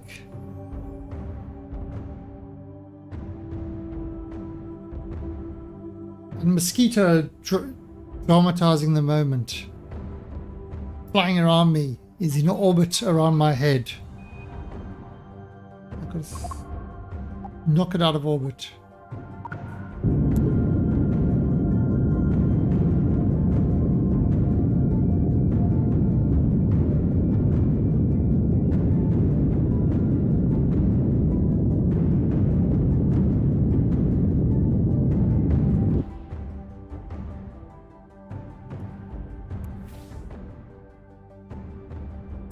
How did I go? Nikon. Oh, good. Let's let's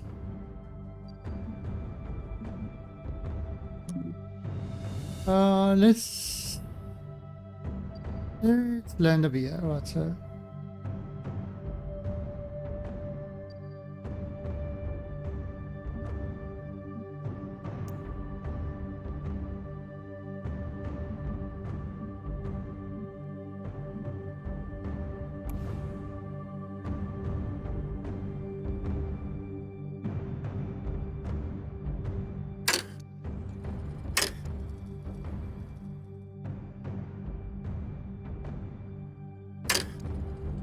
let's see. I'm gonna time up to you.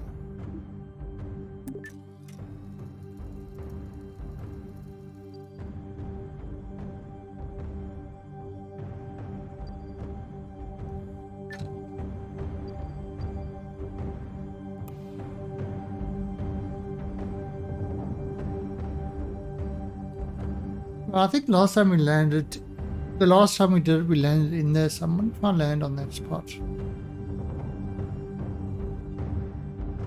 No, it's at the moment, what's it, 30 degrees. And it's like 9 o'clock at night. In the day, it's like 36 or stuff like that.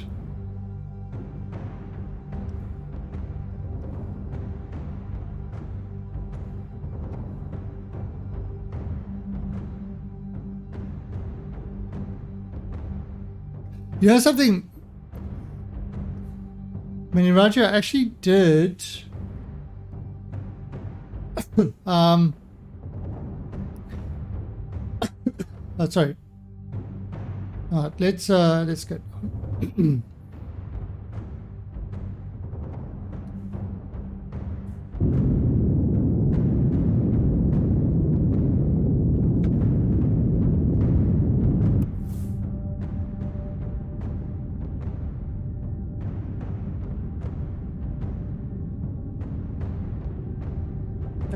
Good. I did in fact install the Imperium server and Space Engineer server on my one box, sort of on my stream box, because it really, the stream box really just uses, I mean at the moment to stream it's using 2 to 3% of the CPU, because it's everything, most of the stuff is loaded onto the GPU, and so I can actually run servers on there. And I was thinking of putting yes, I was thinking of putting what's called Imperium and Space Engineers, getting them ready to run, because those actually need a Windows server, fortunately.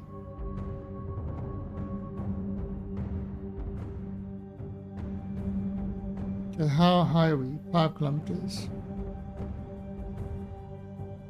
Right, let's slow ourselves down a bit.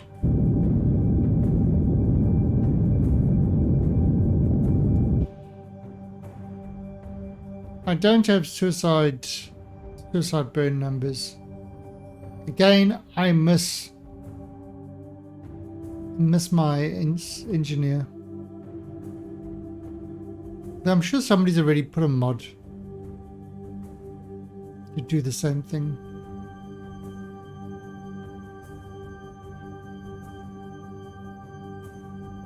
Maybe 2 kilometers above. Ah! Wrong way.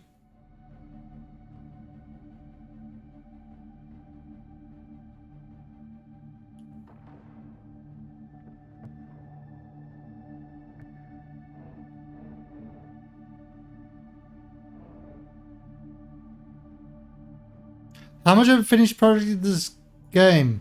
Oh, it's a long way. It's a long way from finished. A long way. There's I would say it's still lagging behind on features. KSP 1, but not by much anymore.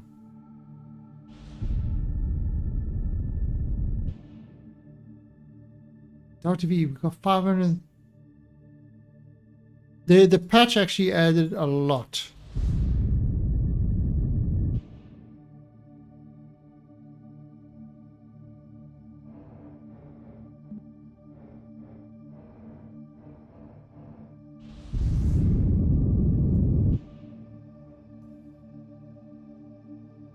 I believe so.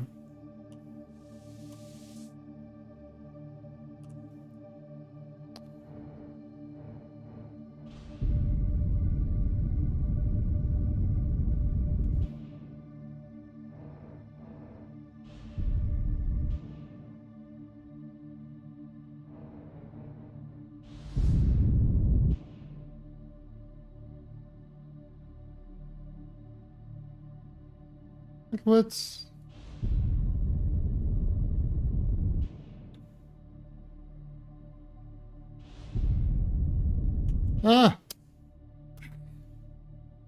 in the wrong buttons. Oh, touch and go.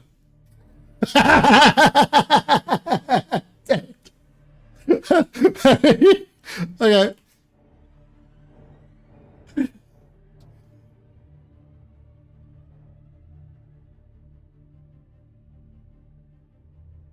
We're not going to be able to get back.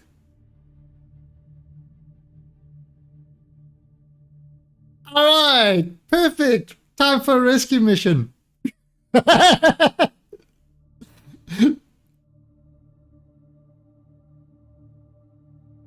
Never.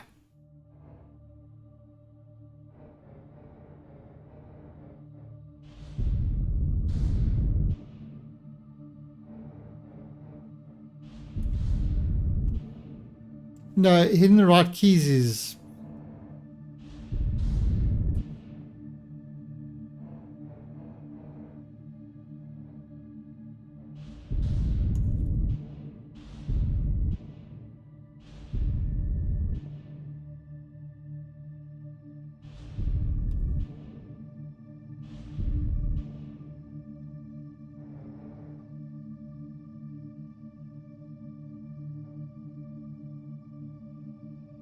Perfect.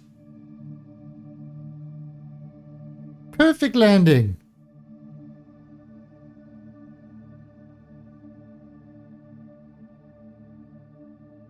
No, actually, now in the other one, you would be sliding down and stuff like that. All right, so we've got 271.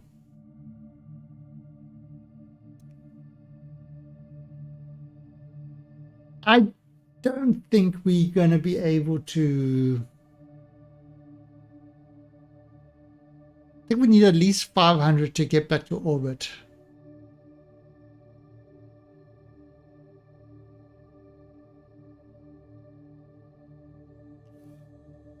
So...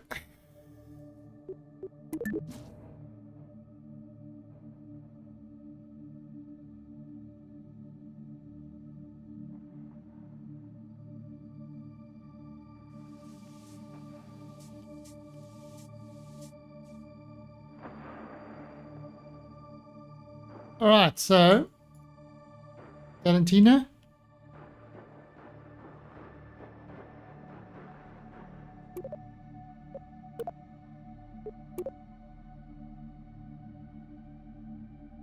Um,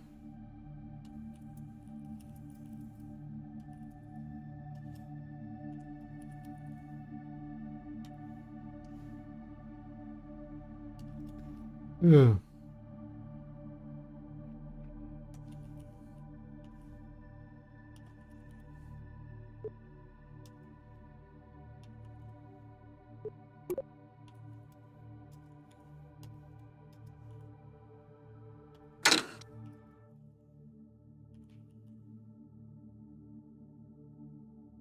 There you go.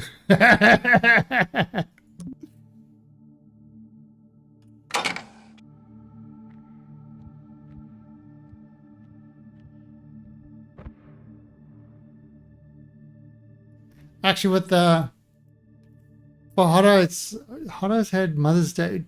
Mother's Day in England is different to here. She had Mother's Day, so of course I sent her this.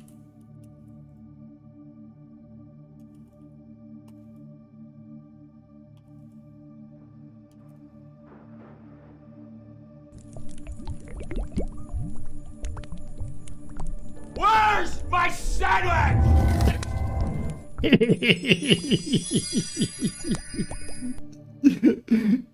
All right.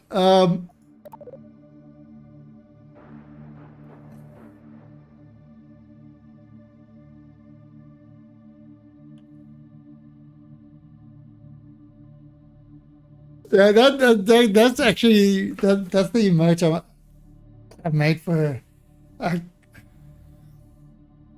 got to make a new emote now that I've got one. No idea of another emote. An emote for a mini Raju actually.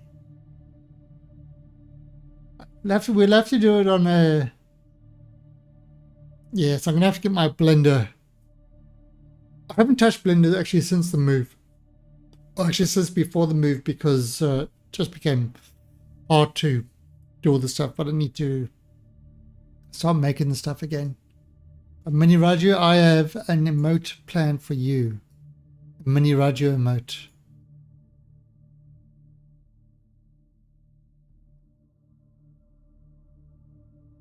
Alright, so now let's actually she can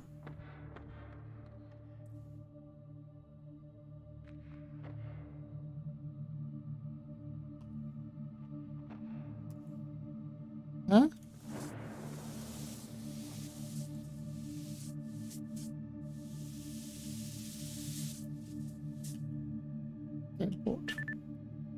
Alright, so this can actually contain 2 Kerbals. Let's go back to the Space Center.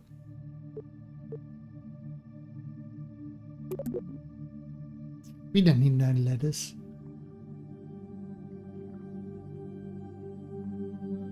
So we are going to now build something to go rescue Valentina on the moon. Okay. We call this mission Valentina Rescue Mission. No, we're going to call this mission Operation Get the Girl. Okay, so we're going to need a landing pod. But I think in order to do this properly, to impress the girl, I think we should start with a rover. What do you think? A rover? Yes. Let's start with a rover. So, we've got wheels.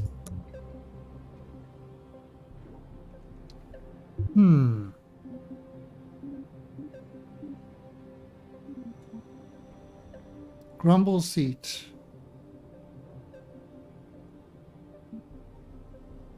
Truck cab. Oh, that's large. That's small.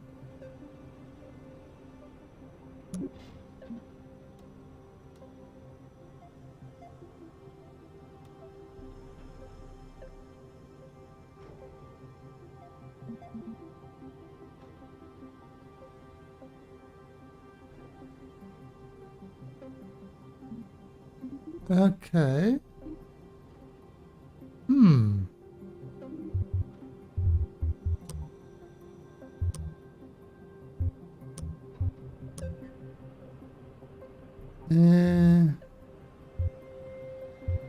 Structure.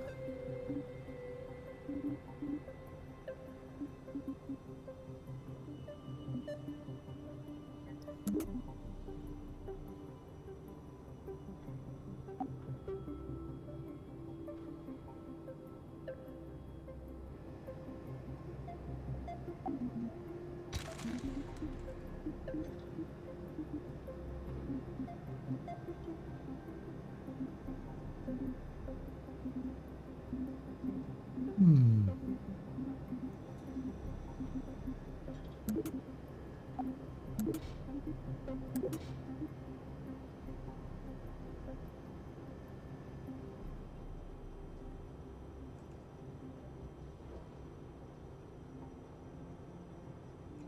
Okay, so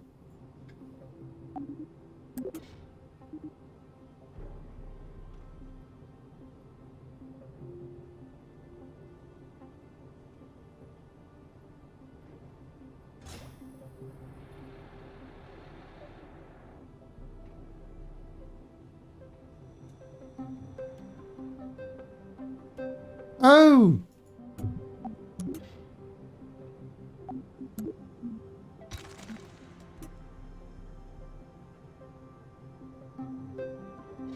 I thought it was a standing up thing. Okay, so that's the sitting thing. Okay.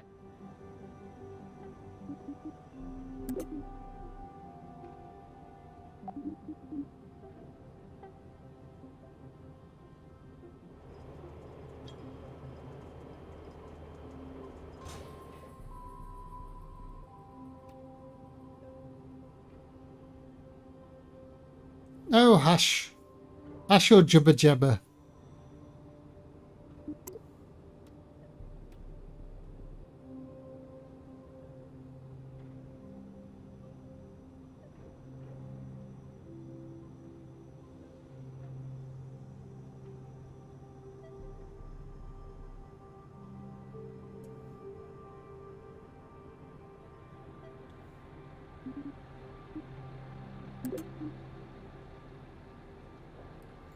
Sometimes I feel unappreciated.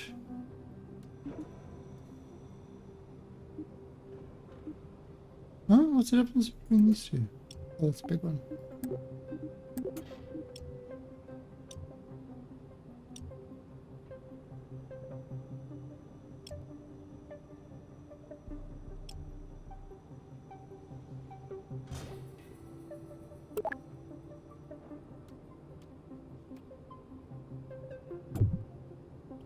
Oh no.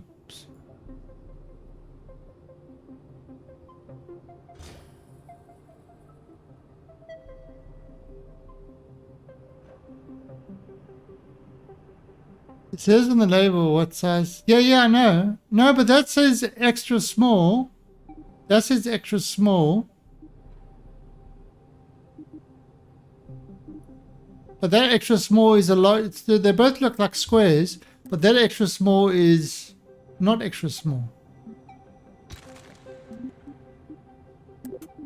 Sometimes I feel that you guys think I can't read. That hurts me.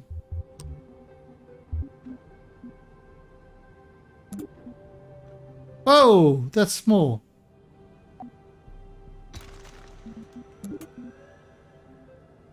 But you know what they say, a fool and his money are soon departed. Oh. Oh. Oh.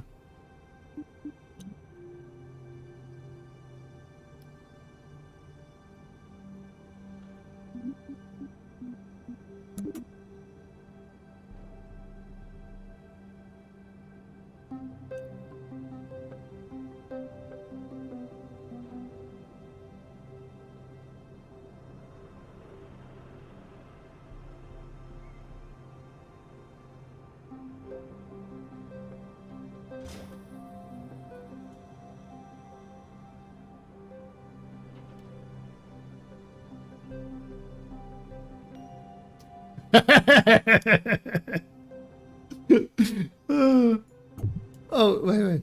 How do you pick up how do you copy the parts again?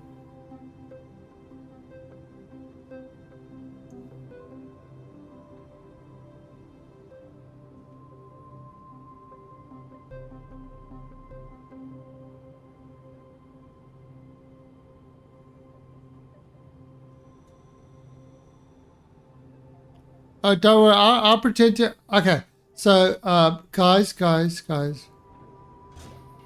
My wife is forcing me to stream in a t-shirt and shorts to show off my hot body to you guys. I don't know what to do. I think the only solution is to give me more money.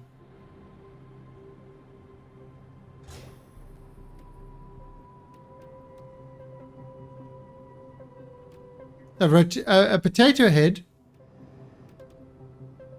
I think I need to.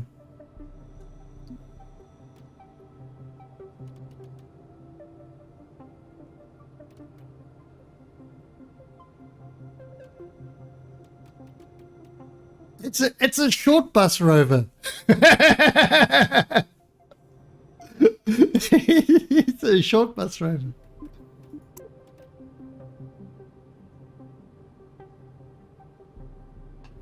Shit. Yeah.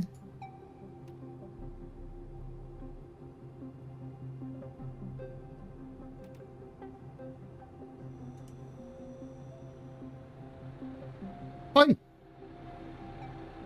Oi, why are you not coming with that?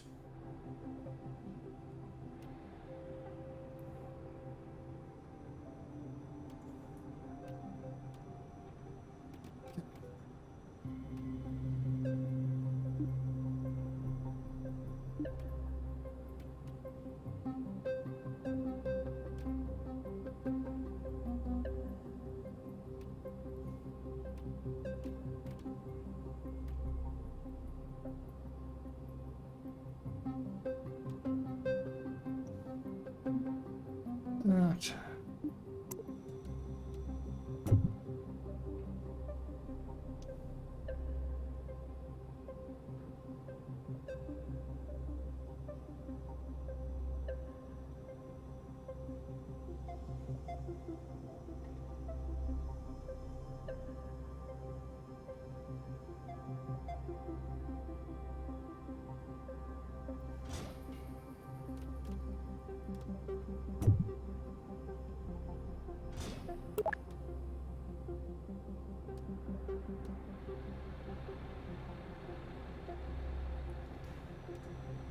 We have no idea if this is going to work, but we will rescue the girl.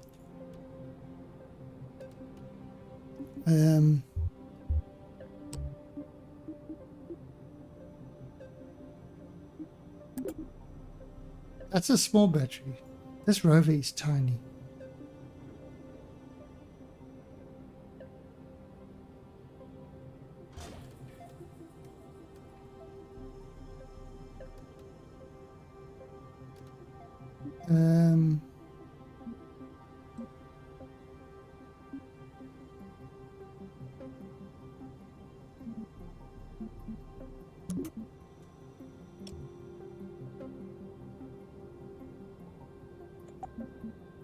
Oh,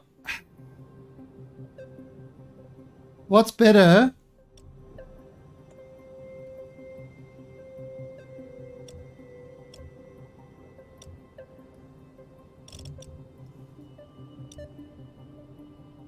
I think it is perfectly safe to have a nuclear-powered rover. I myself can't see any issue in that at all. Actually, do it like this. Yeah, I mean, what's it going to do? Give them a green complexion?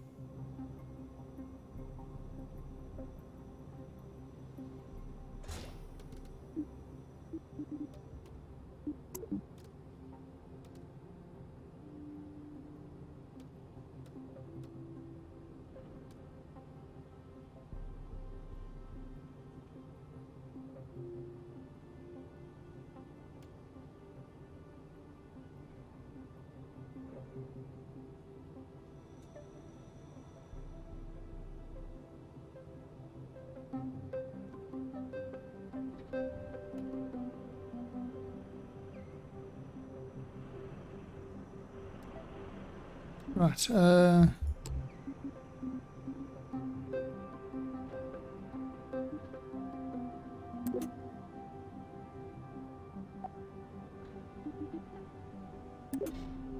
Was.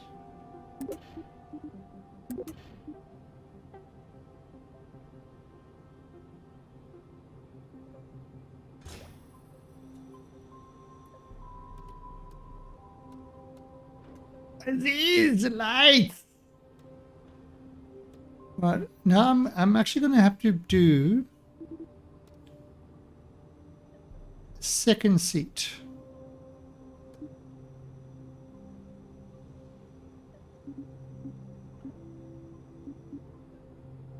Hmm. No, okay, we got one seat. We got one seat for the Kerbal.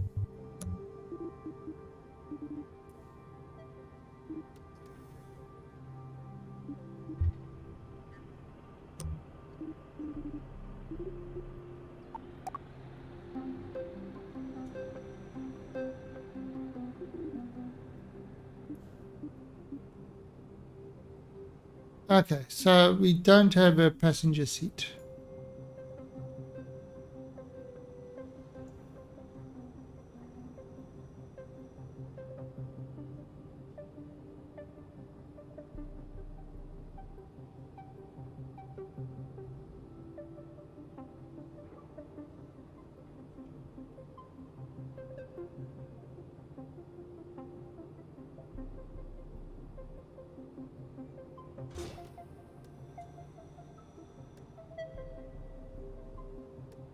Okay, perfect.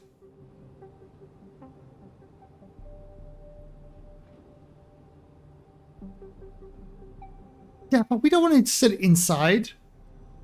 What kind of barbarian are you?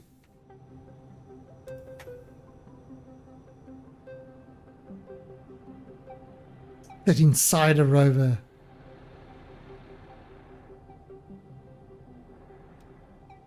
Hey, if you're built like me, you'd like sport things too. Makes you feel like a giant. Okay. Let's.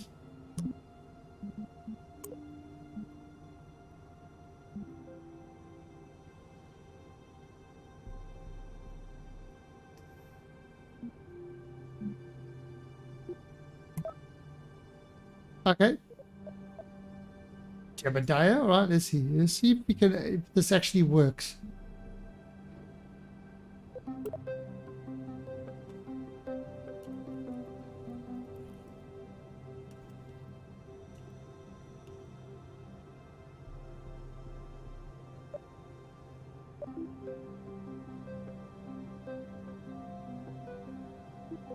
Okay, so rescue rangers. Let's see.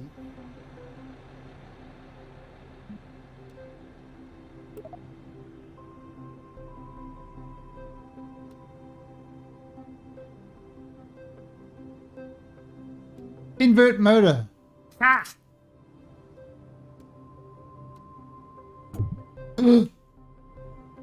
Was it? Ah, crap! I control Z it too much.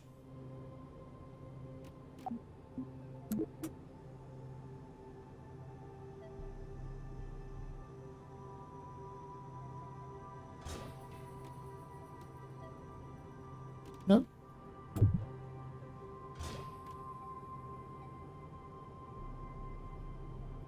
Right, let's try this.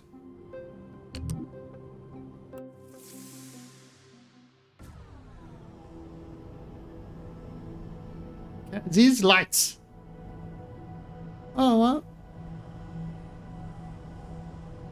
Oh, what happened to my lights?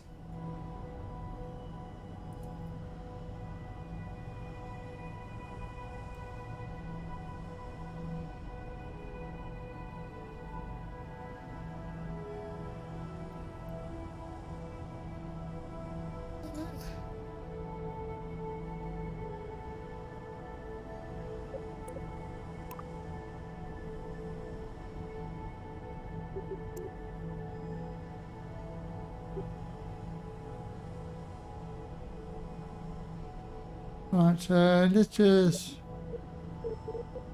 revert to Fab.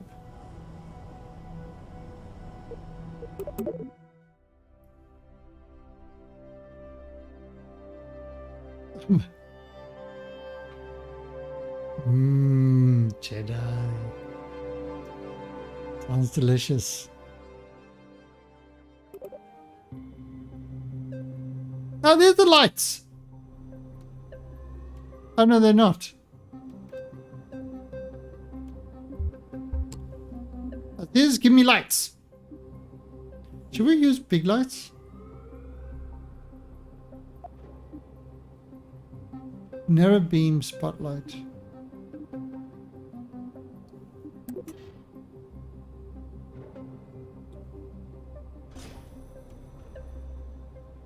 That's up.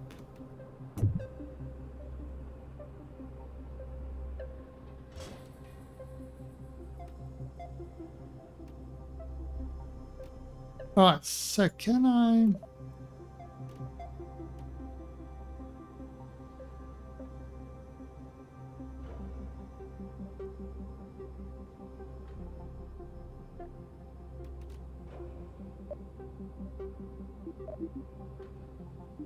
Ah! It's peanut butter jelly time. Peanut butter jelly. Ah! Peanut butter jelly That was Swedish. Where you at? Where you at? Where you at? Now there you go. There you go. There you go. There you go. Peanut butter jelly. Peanut butter jelly. Peanut butter jelly. Peanut butter jelly. Do the peanut butter jelly. Peanut butter jelly. Peanut butter jelly with a baseball bat. Peanut butter jelly. Peanut butter jelly. Peanut butter jelly with.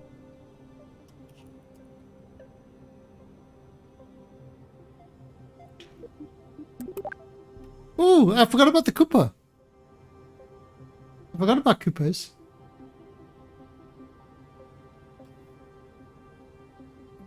So you've seen these like weird emotes that people are doing. A lot of that is stuff I've done in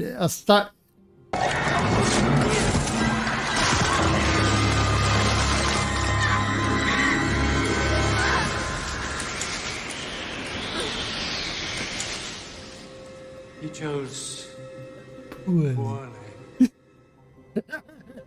a lot of the cartoony animations and stuff like that is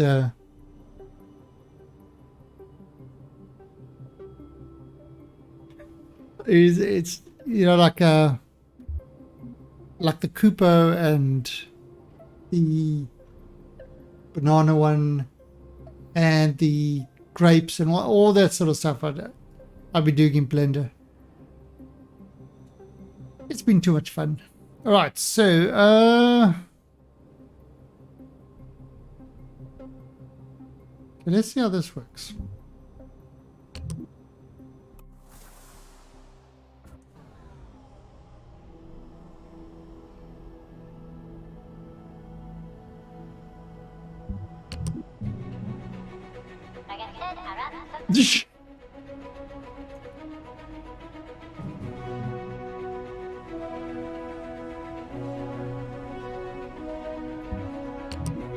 No.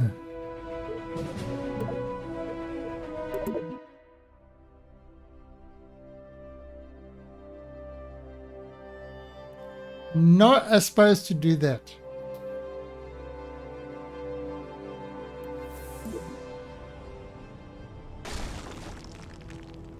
What is going on?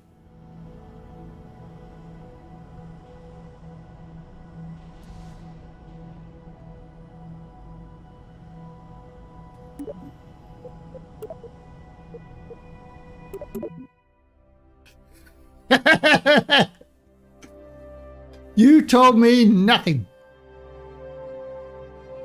Nothing. All I heard from you was jibber jabber.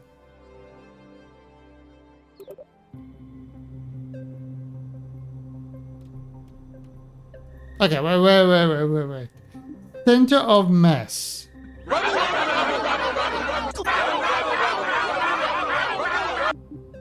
Center of thrust.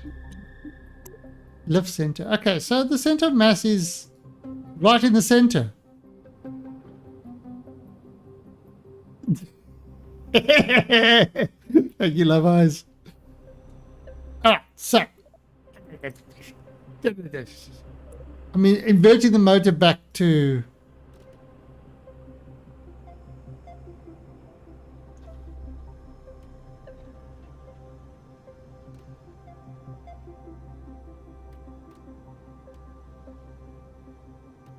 Huh? I don't think that's right.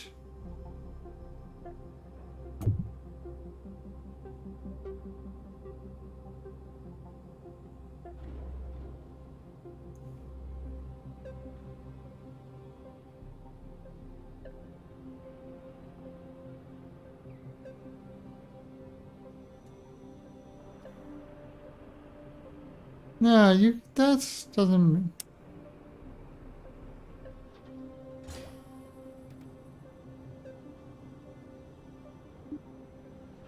No, because I'm boarding this in airplane mode.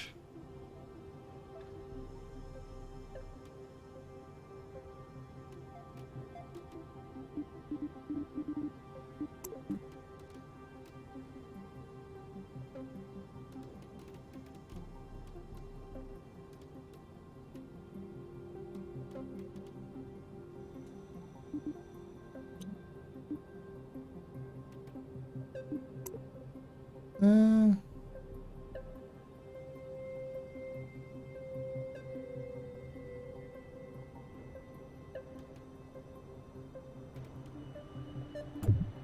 Ow!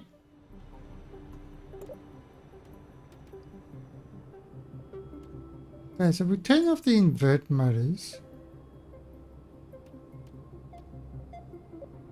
Still enable at the back.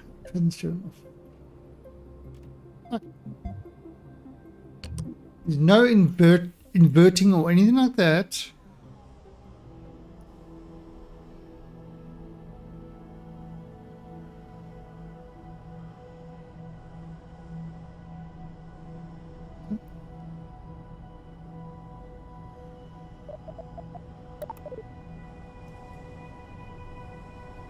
Okay, well, there's only one real solution.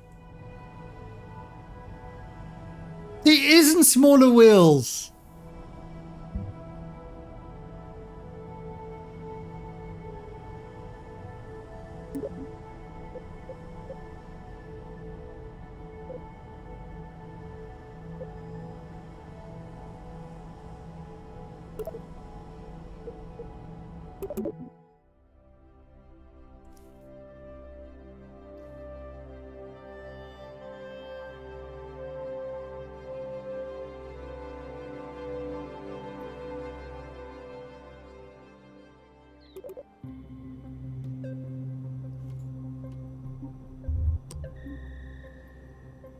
It's plain wheels.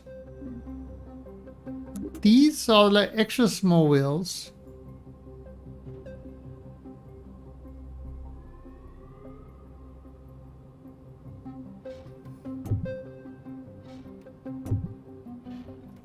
Just doesn't feel like it's the same.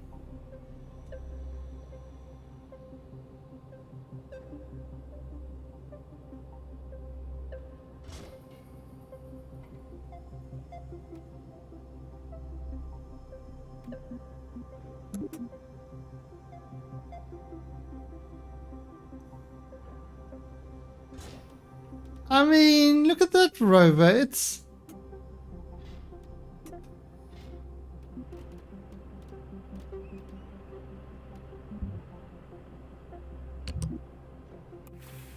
looks like a gurney. What? What the-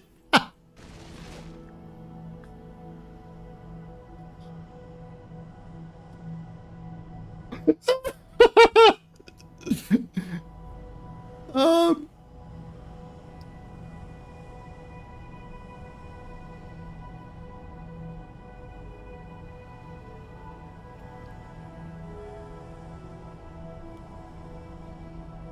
I don't know if it was the wheels, but how is it turning over like that?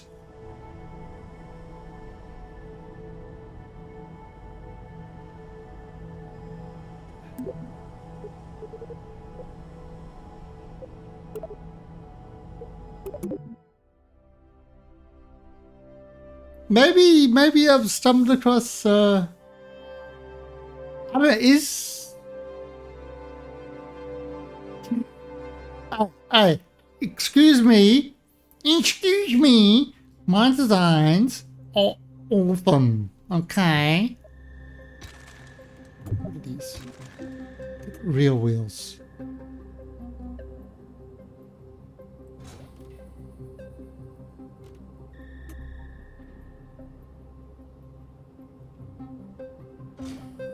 I'm going to speak to a manager about this.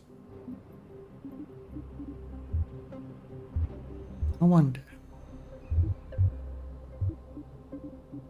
Okay, so.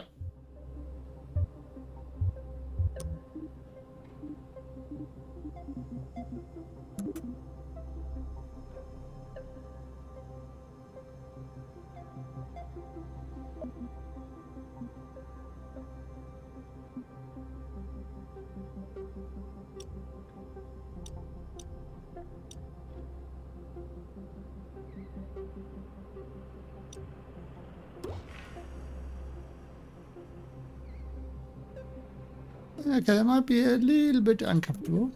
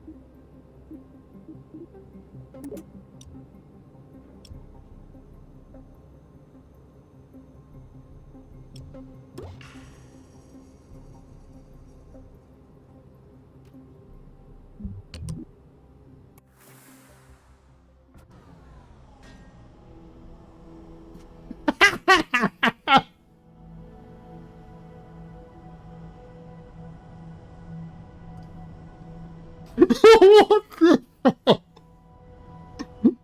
What the? What the hell just happened there?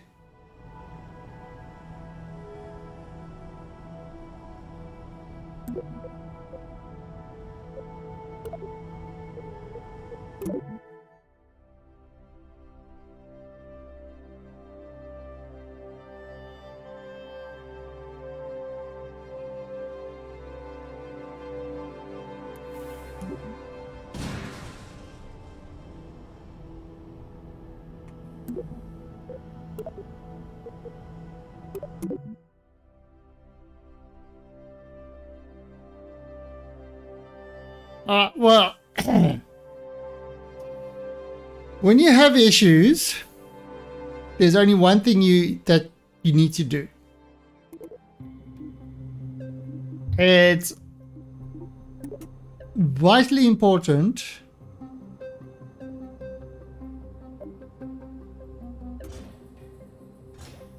that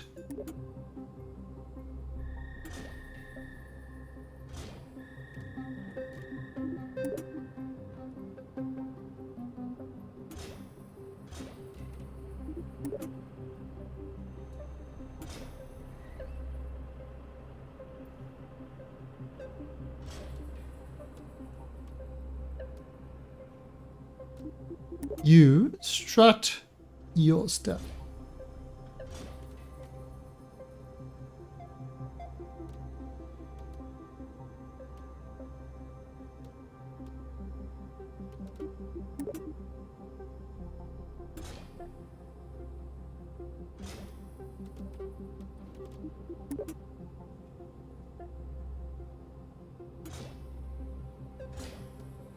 Okay.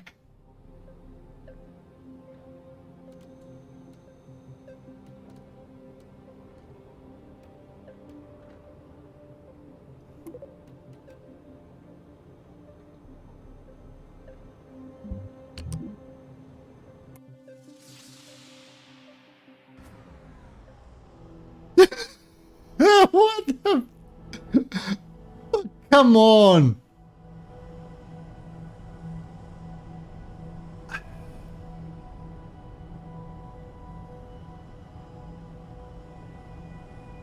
Okay.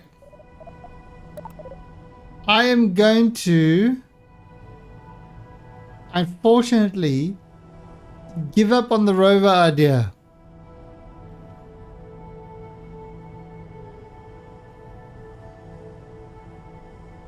The rover idea, he does not work.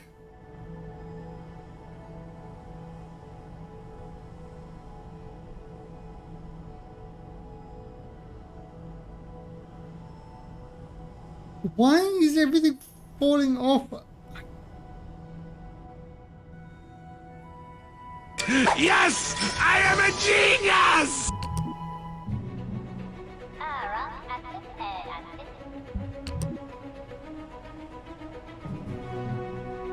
No, I mean, simple shit like even getting a structure to hold together doesn't work.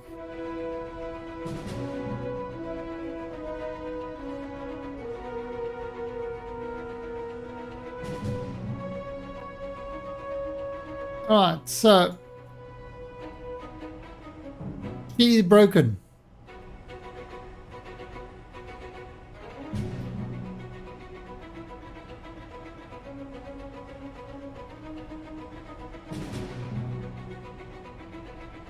I've got balls of steel. You're enjoying yourself, Swedish. Alright, so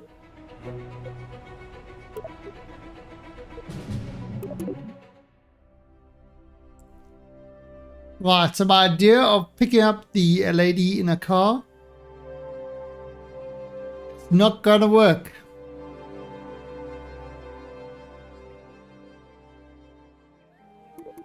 Oh god, those credits I haven't. Those credits are so.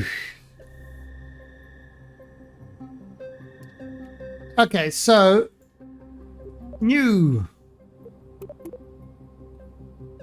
Alright,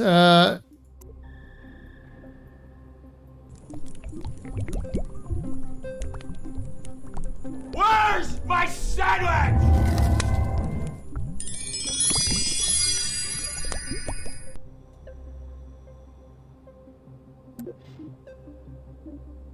it's a large one. Okay, we'll do the tuna can one. Oh yeah, it came out quite nice. I went and I redid a lot of it. I actually redid a lot of that one.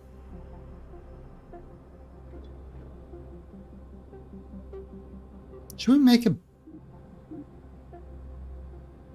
Oh, you haven't? Nice.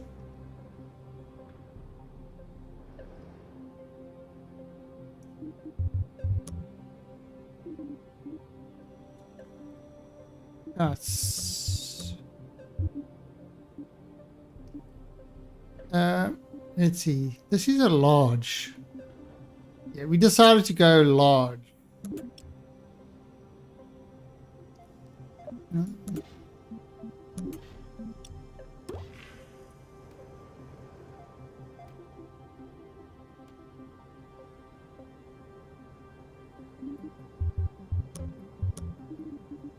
We're trying a different design. Okay, so that's vacuum. Must vacuum engines. 10, 5.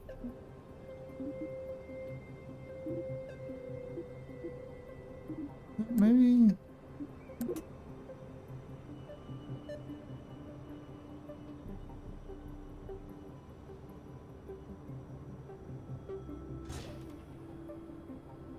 That's 3,400 delta V.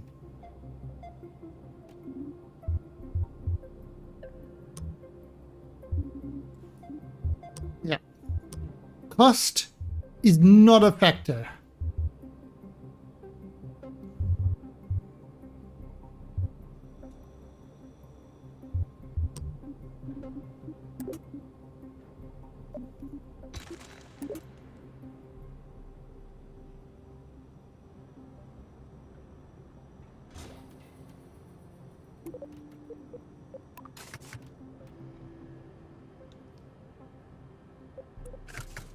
Okay, so we've got 3,300 delta V there.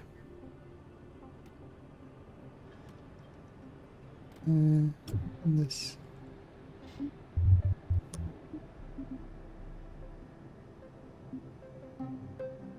Engine mount.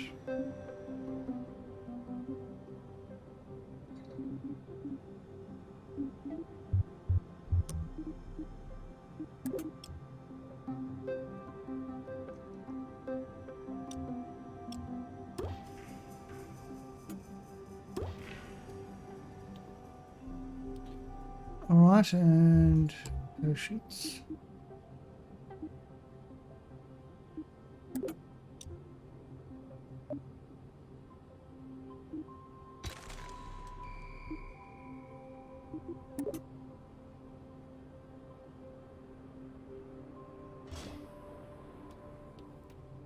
Okay, that's good now.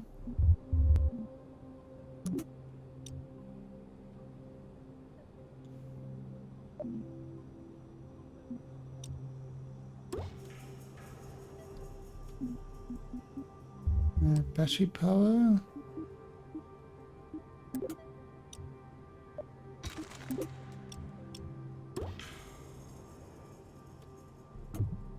Yeah. Um.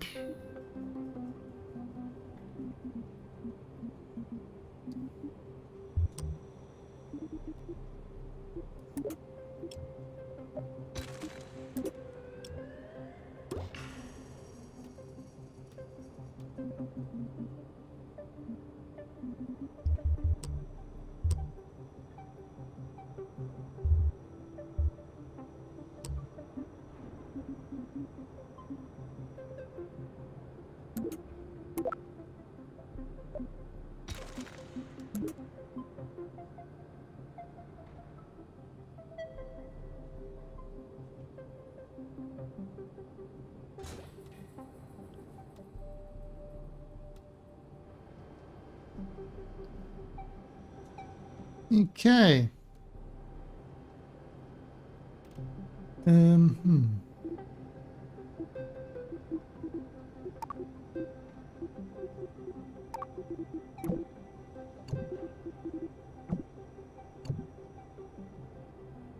All right, so that's 3,000 delta V. That is plenty of delta Vs. That is more delta Vs than I can shake a stick at. Of course. How much?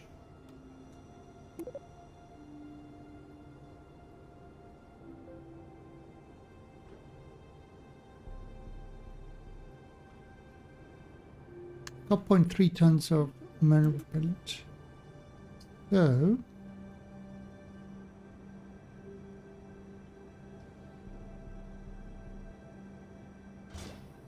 just in case we need it,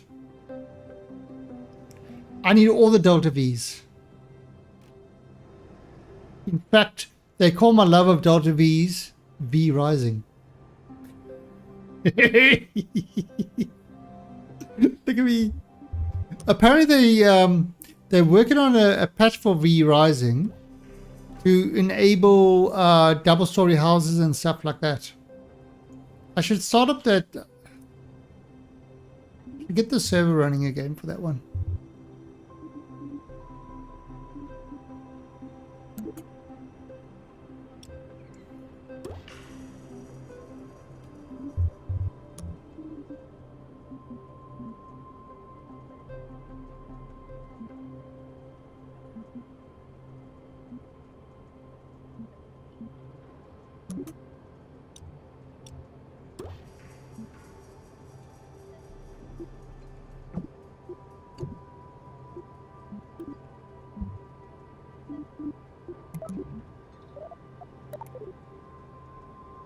Oh, yeah.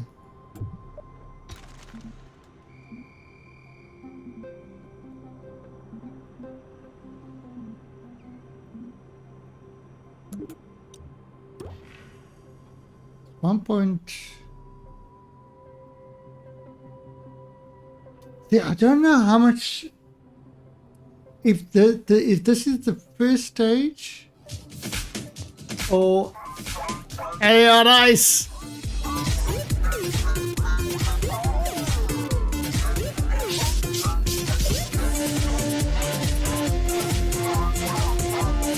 Space Cowboy.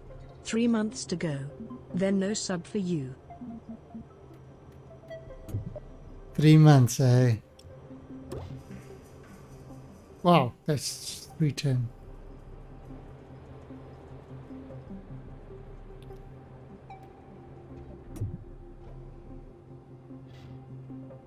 That's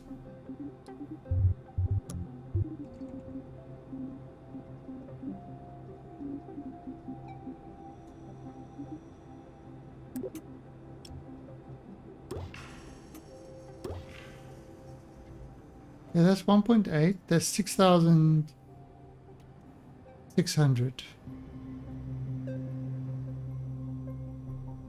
I mean, it should be enough.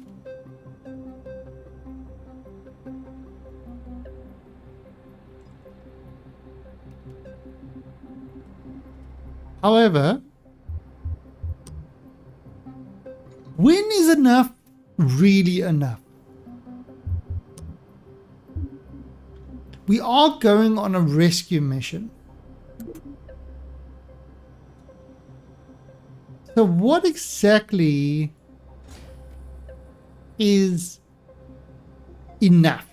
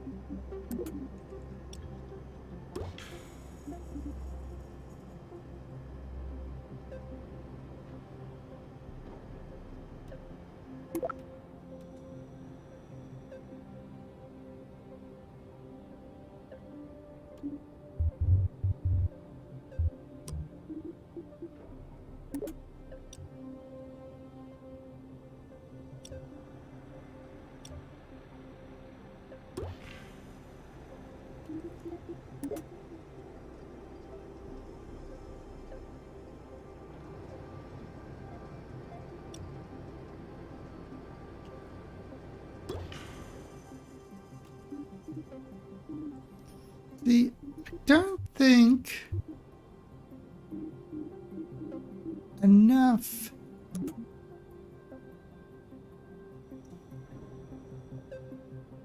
More wheelers go brrr.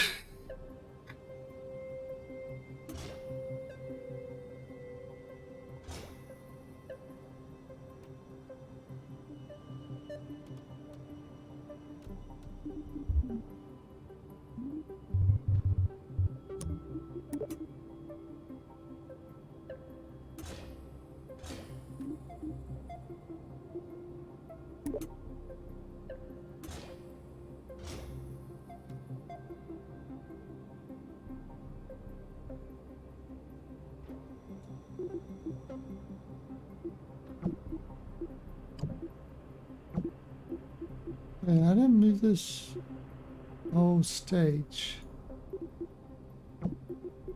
Oh, there. 1.5. And that adds another 800 delta V. Okay.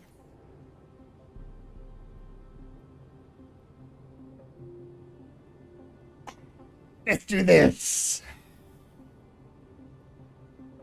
This is a perfect amalgamation rocket. It is... We should call this rocket the Chick Magnet. God, seriously, that G annoys the living shit out of me.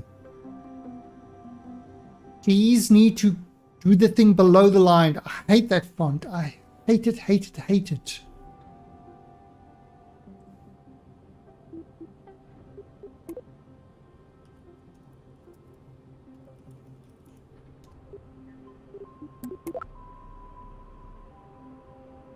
Hate it, hate it, hate it.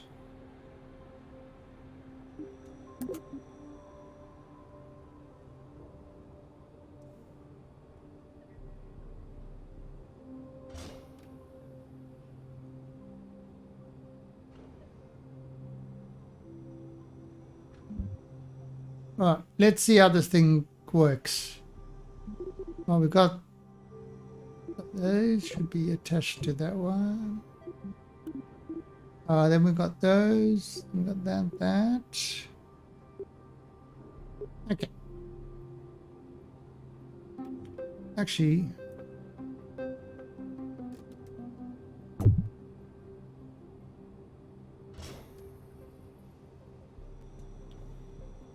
that's better.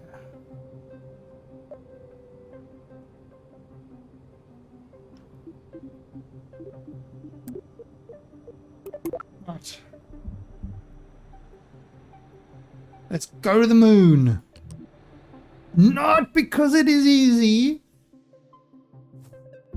but it's the only way we're getting a date with Valentina.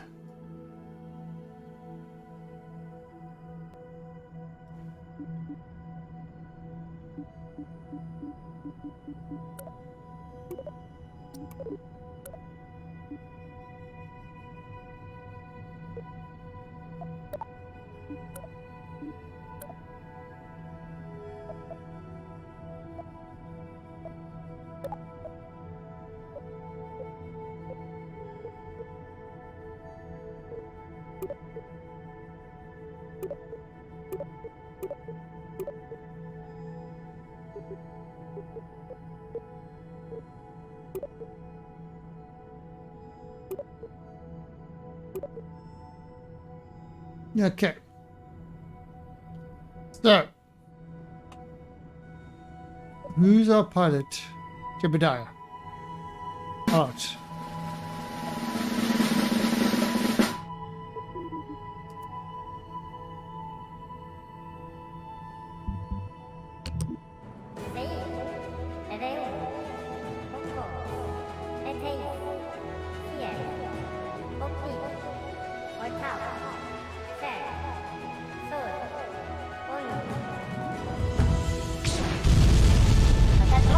Oh, that actually looks pretty good.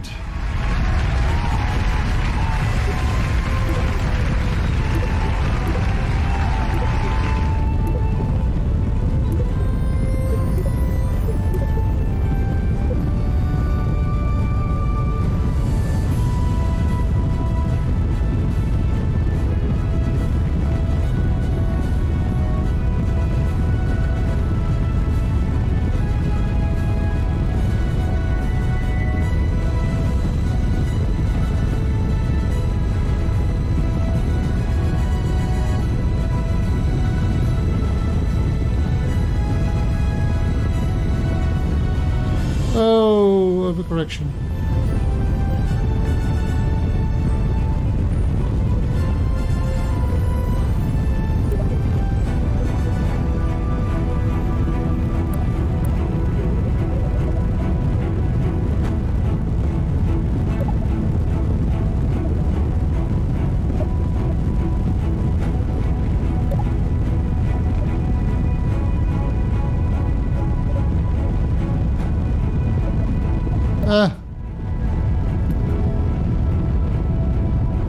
What the hell? Why are you not staging?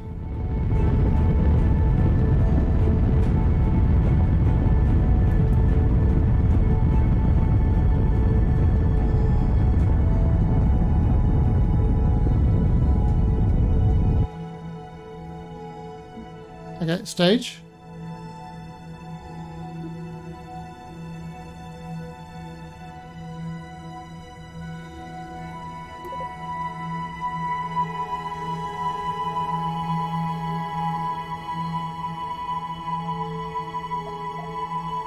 He's not staging.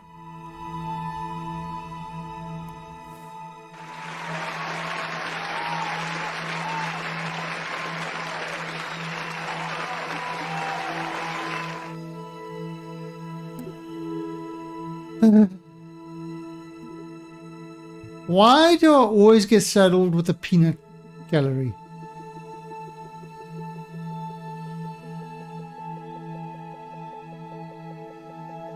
Flawless victory.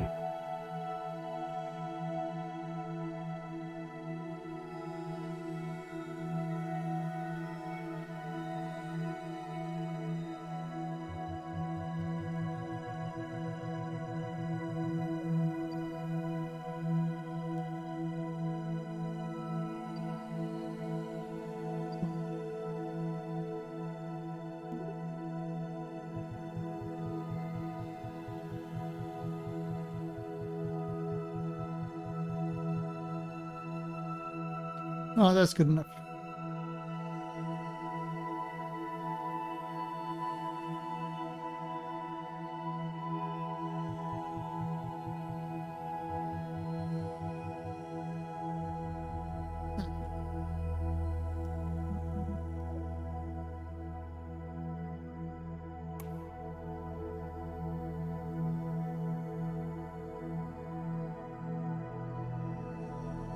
I am not an elephant.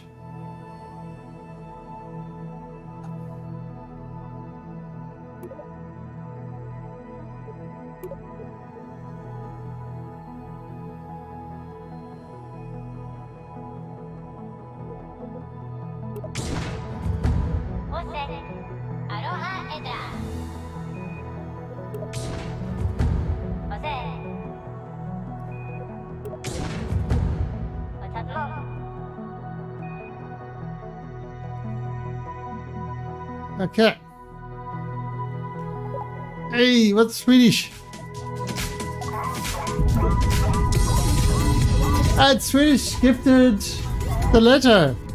Oh crap. Swedish Out gifted Stiletto 04 a subscription. Swedish Out gifted a tier 1 sub to Stiletto 04. They have given 12 gift subs in the channel. Thank you, Swedish. And the reason I said oh shit is because now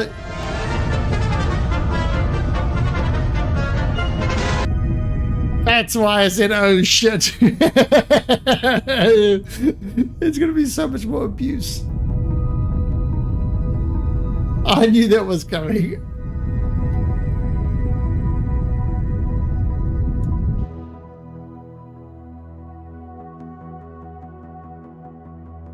Okay.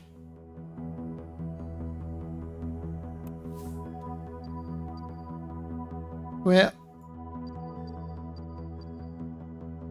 that was different.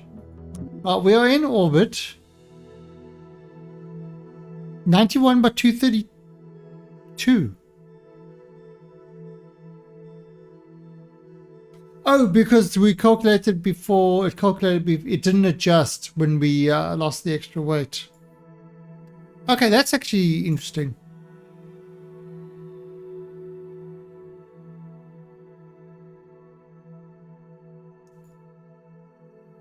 Right, so they're tote.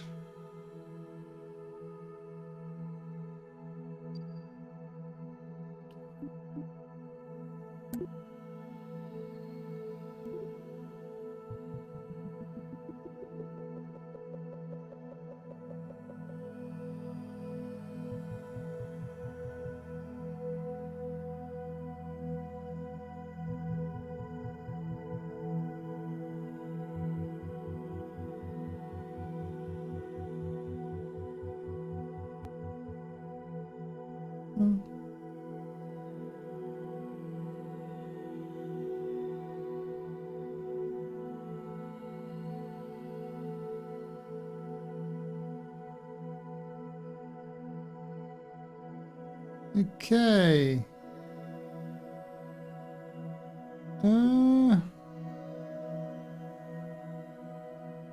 That works. What's per 34? Okay. Actually, maybe if we do it a little bit higher. Yeah, we wanted it higher because we're going to have to adjust it.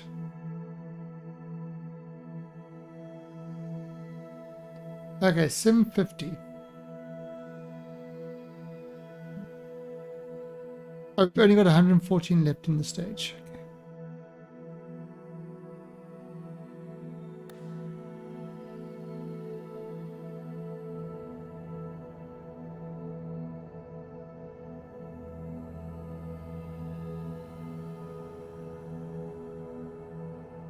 Yeah, it's kind of with this one at the moment, it's a little bit difficult.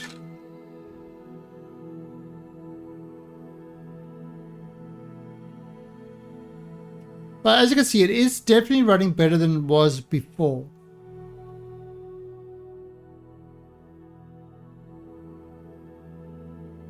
Oh, sunrise. It's a beautiful time to burn.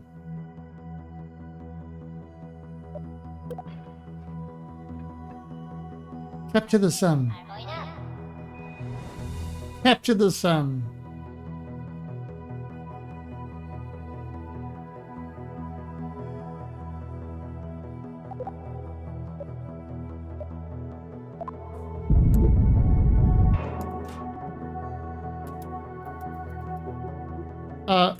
Stage.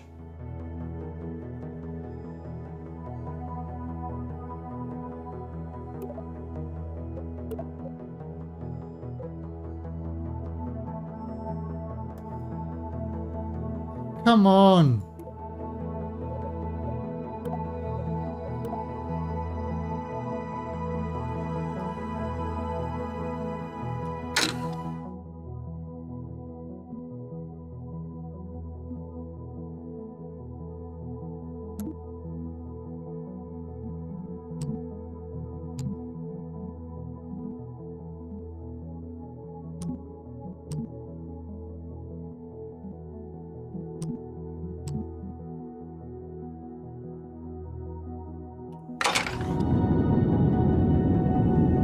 No, my staging is completely screwed up.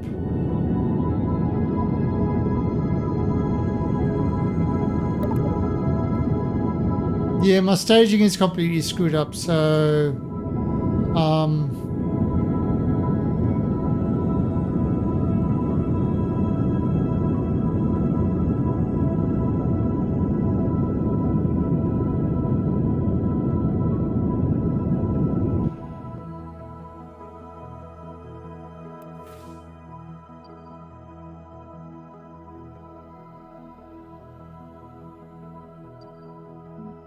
alright.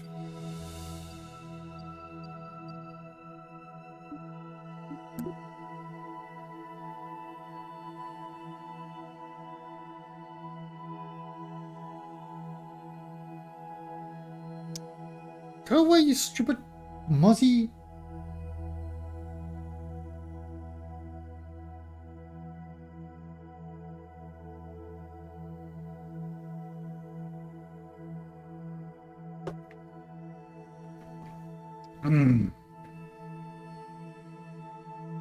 Okay. So.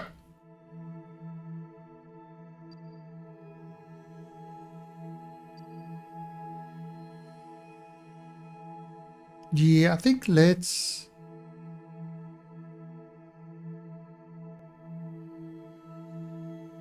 do that there, and then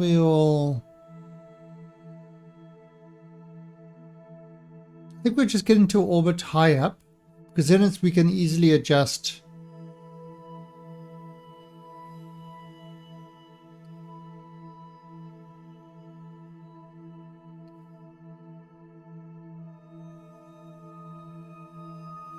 Okay.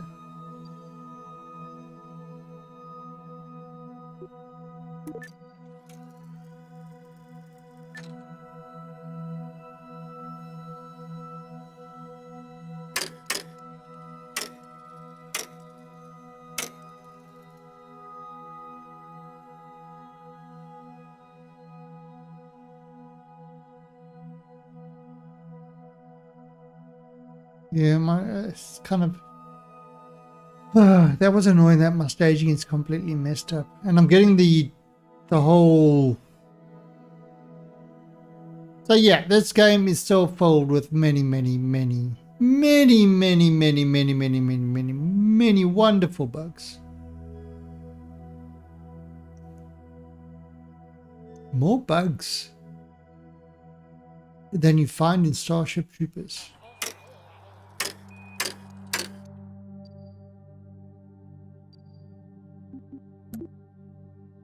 Oh! Yeah, exactly. That is a doll.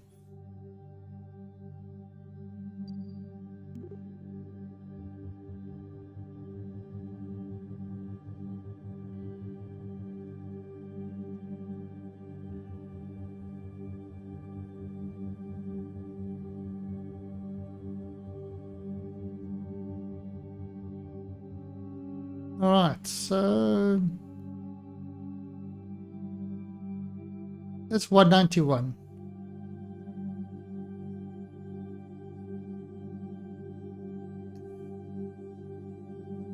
I mean, that will give us in a stable orbit. Then we can decide what to do.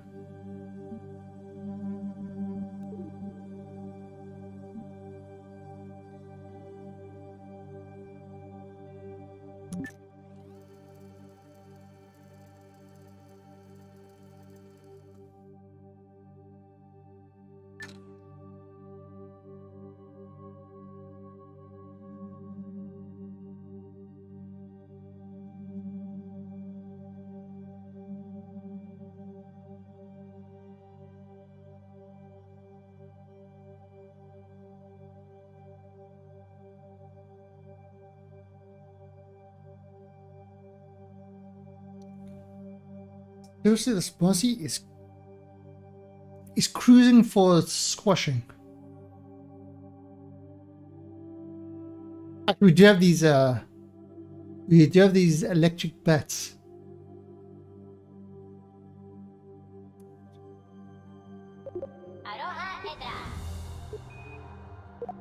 We have these electric bats, which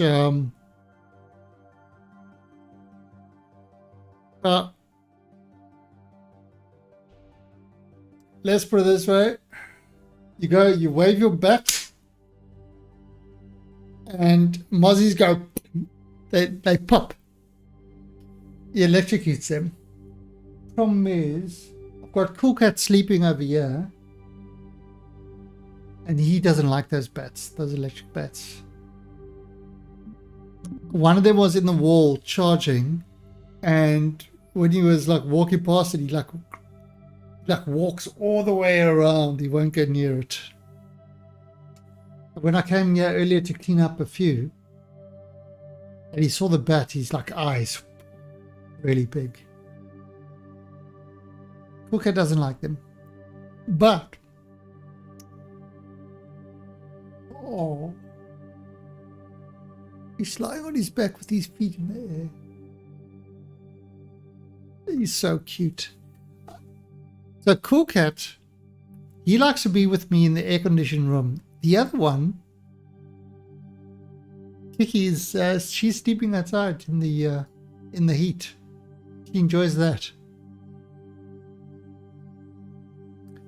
All right, so there, imagine enough. All right, so if this is.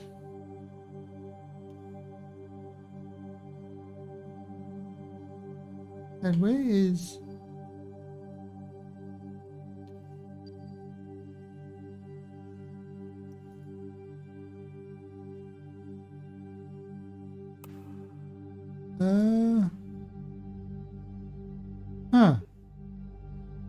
How far the hell am I? No? Oh, okay.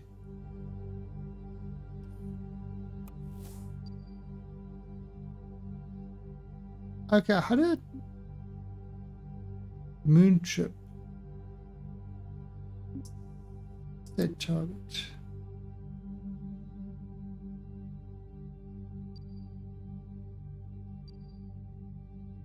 Check magnet 12.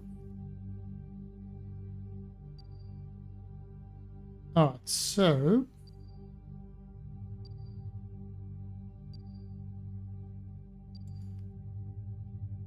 This is a question. How do we... I mean, we've got to wait until it's on the light side.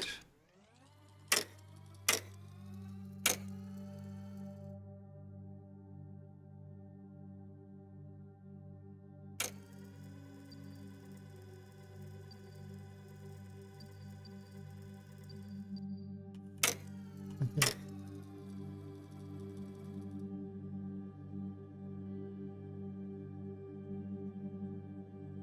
Alright, so if I do...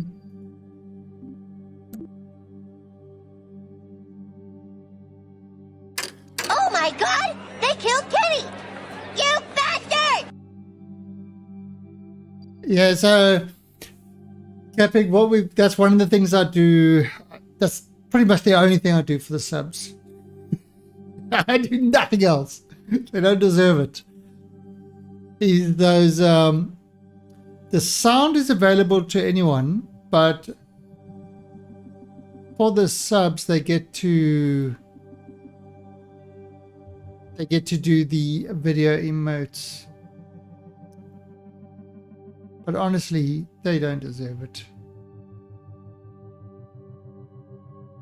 They've abused it.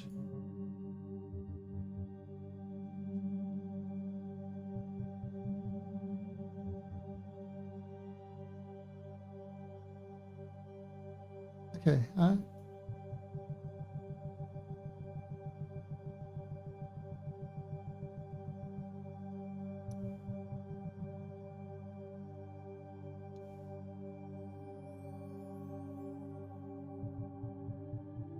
let's do it like that. 292. Okay.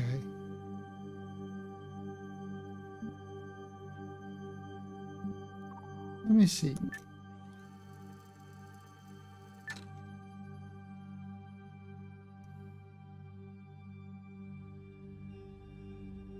Well, I want to get onto that thing.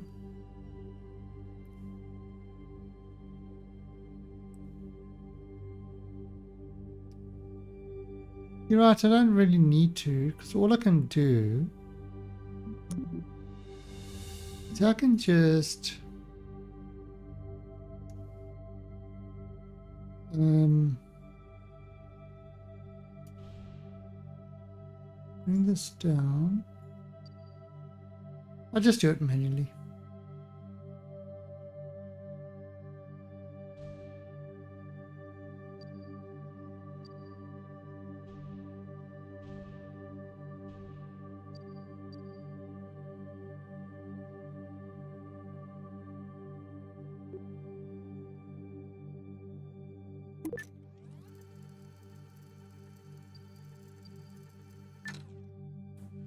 No. Fuck.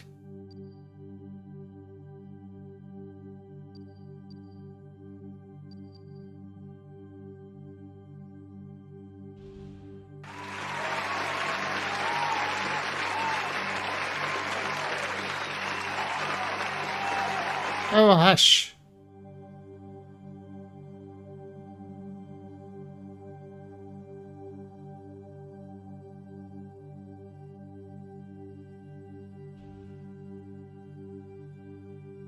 Okay.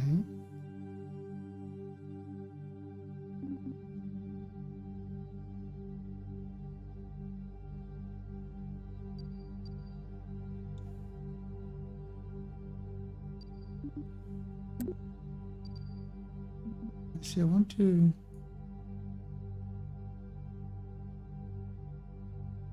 What? Ah.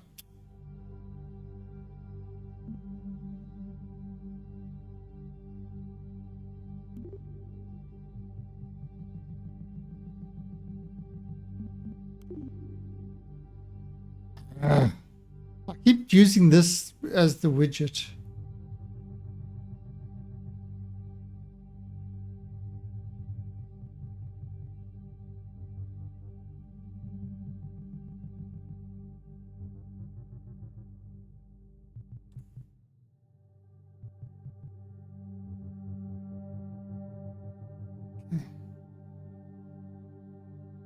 That will...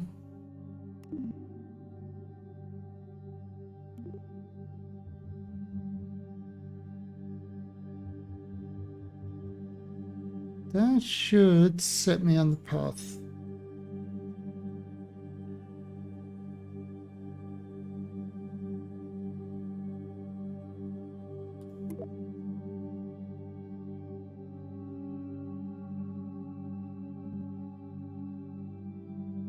Okay.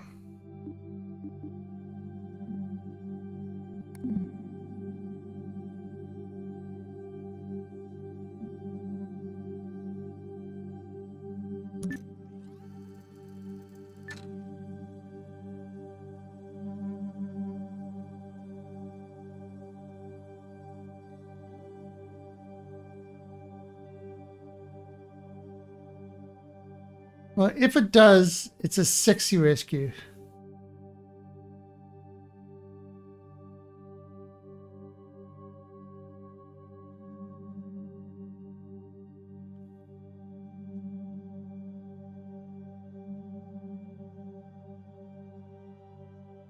I haven't done a rendezvous landing in... Did I? I did.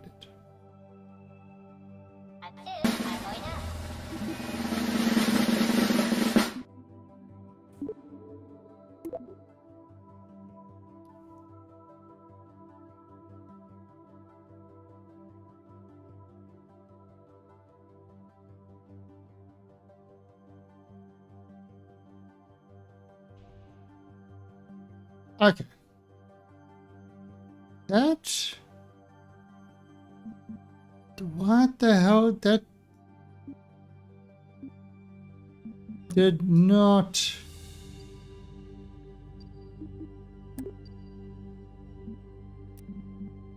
do what it needed to do.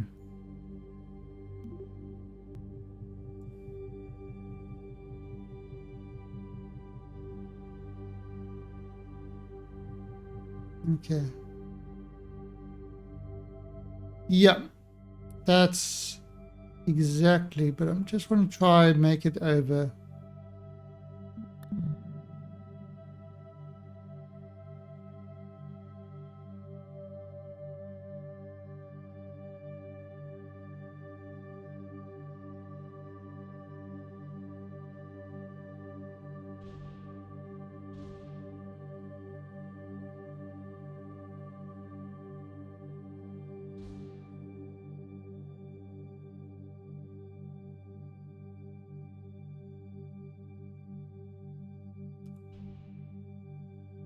Okay.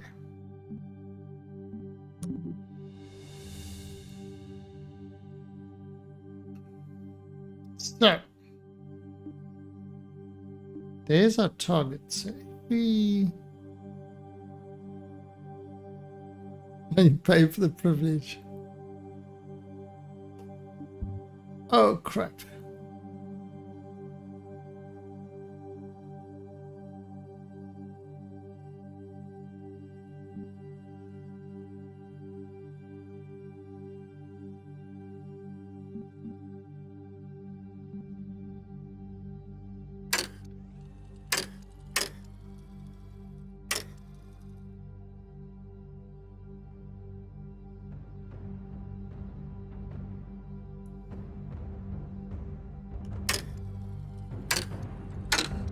All right, so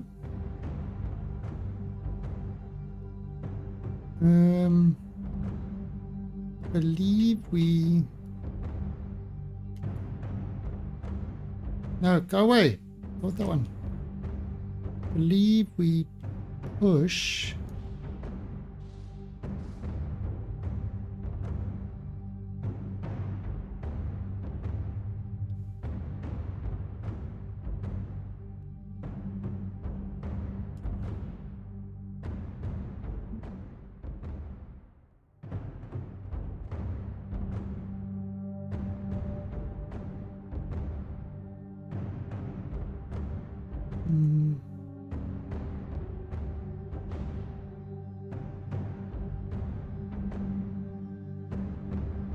A bit. Okay.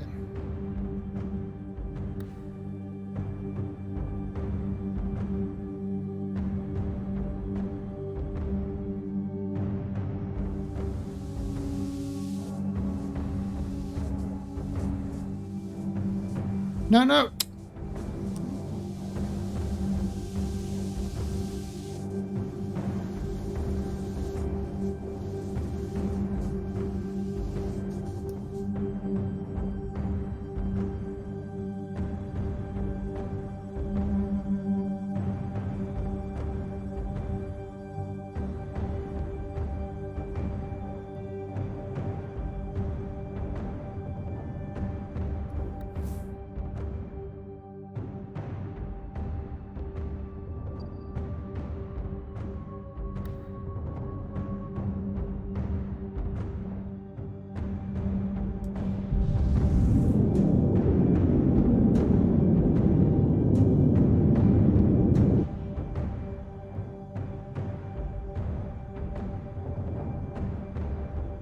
That is going.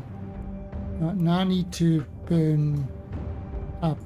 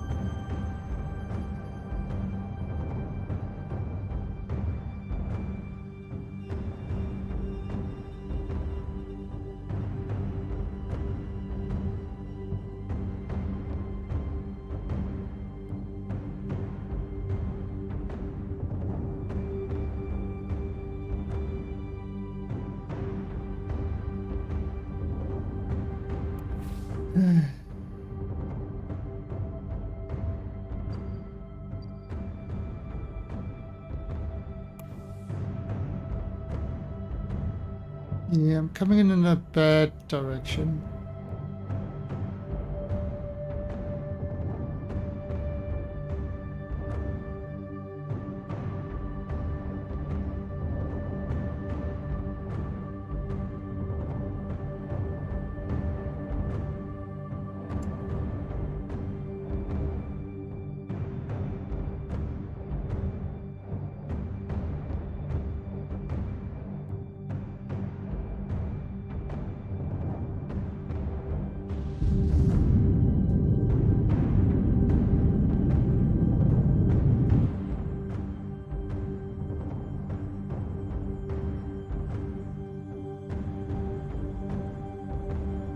Yeah, I should be going towards that now. The problem is...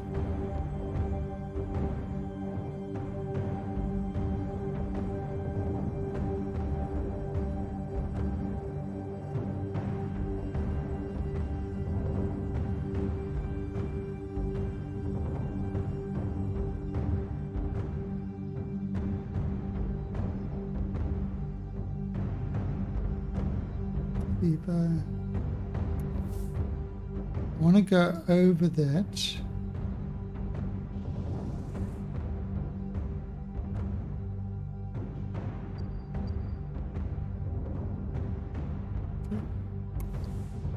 There we go, that's better.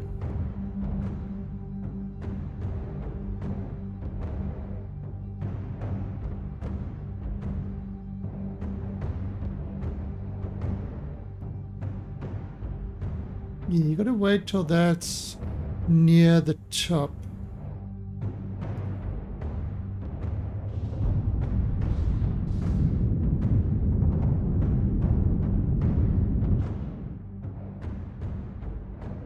See what? Yeah, that's right. Now I remember. Now I remember this thing. It was at this moment that he knew. No, absolutely haven't.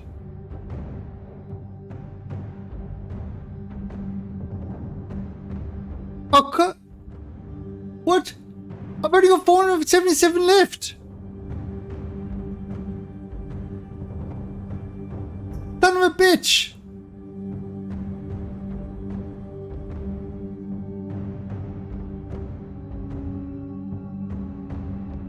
Or maybe I can put them together?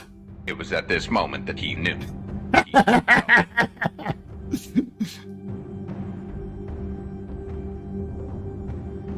Yeah, but it wasn't entirely my fault. Okay? My staging didn't work.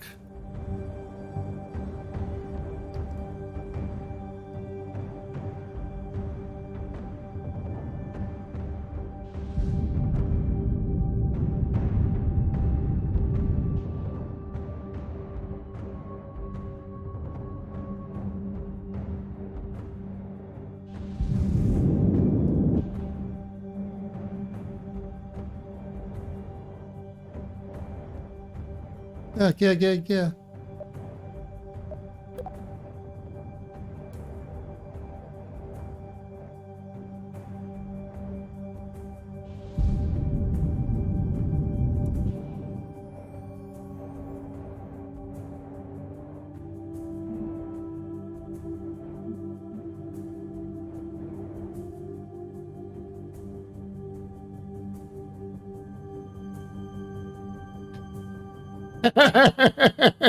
All of them.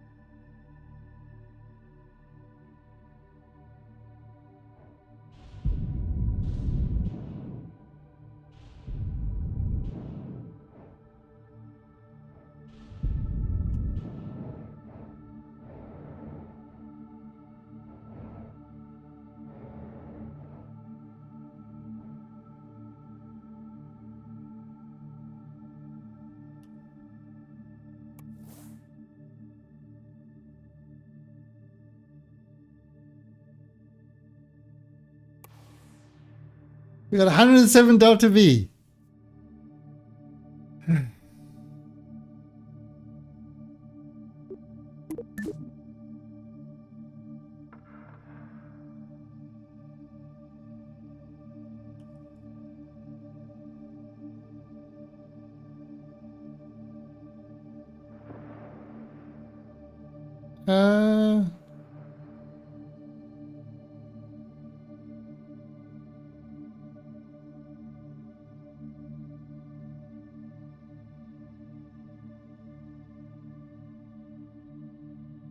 What? What?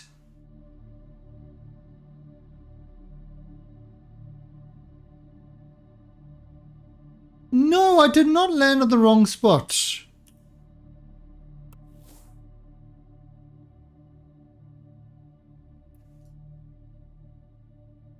It's not here.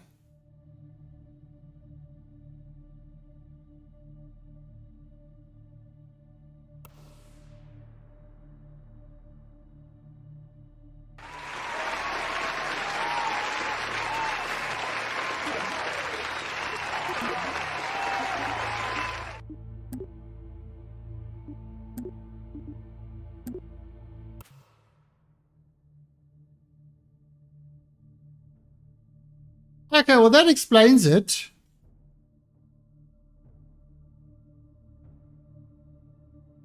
That explains it. That's the surface of the moon.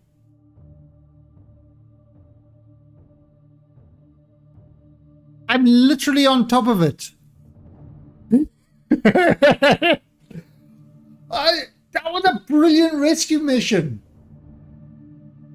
That was perfect rescue mission.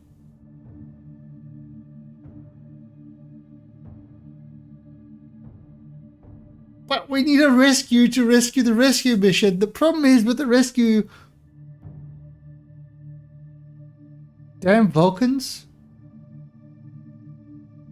Logically, that doesn't make sense. Oh, look, look! It's still falling through the planet.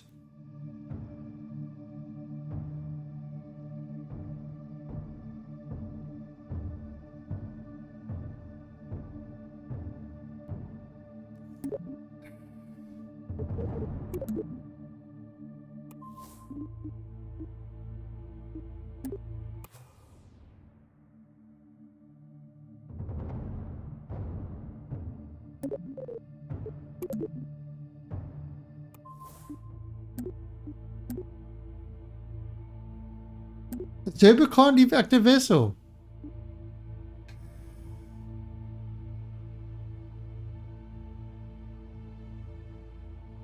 Okay, so we found a major bug. And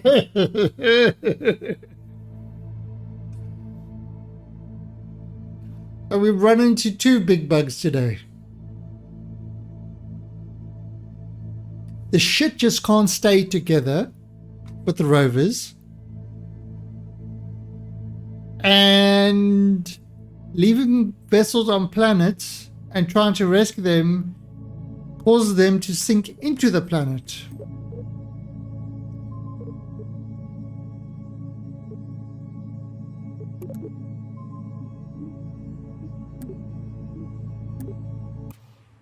See, now I can't leave this vessel because it is now 18 kilometers into the planet. What if I...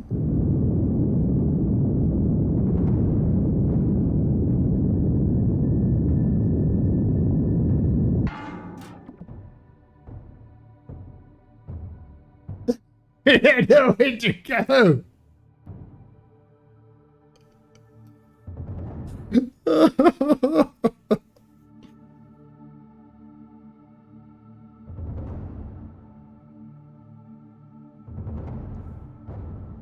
Well, I'm in the middle of the planet. What the hell am I supposed to do? I can't leave this vessel because I'm in the middle of the planet.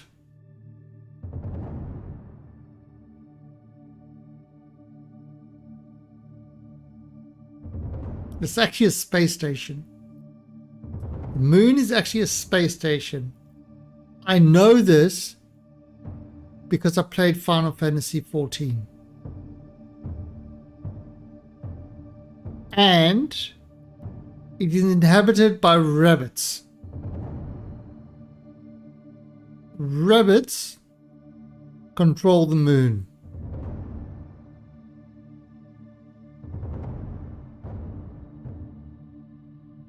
Yeah, that's true. And you can breathe on the moon. So the whole thing about you not being able to breathe on the moon is a lie. Because in Final Fantasy XIV, you breathe on the moon just fine.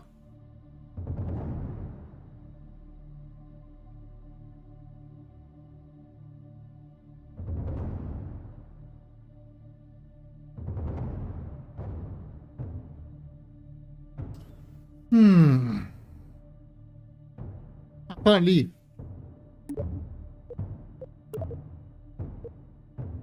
Oh, that will confirm.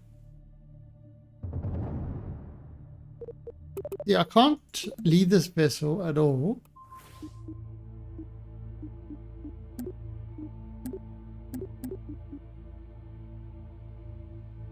So the only thing I can do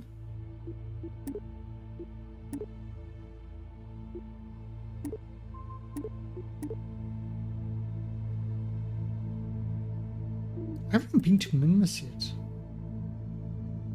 Hello, Minmus. How are you doing?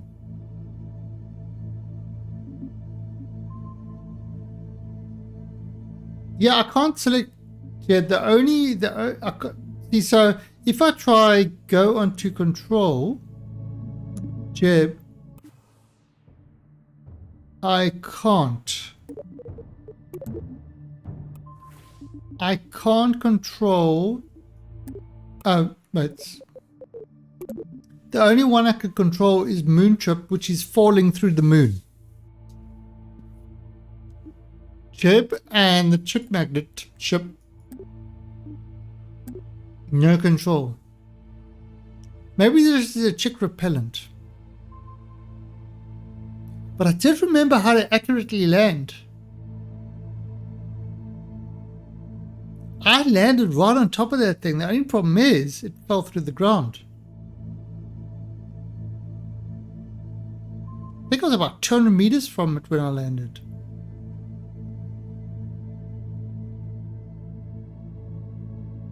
So I am remembering how to use the nav board to land and stuff like that. So the only thing I can actually do is hitting revert to verb.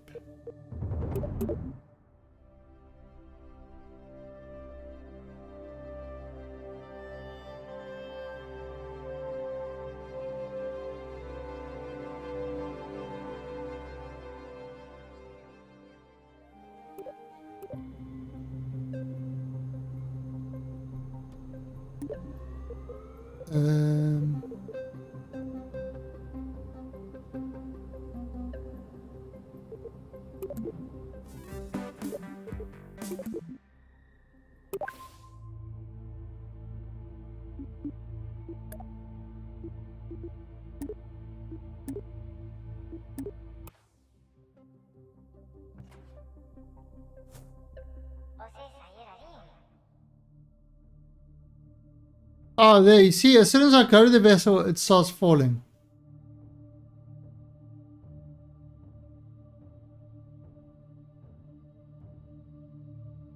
Yeah, so...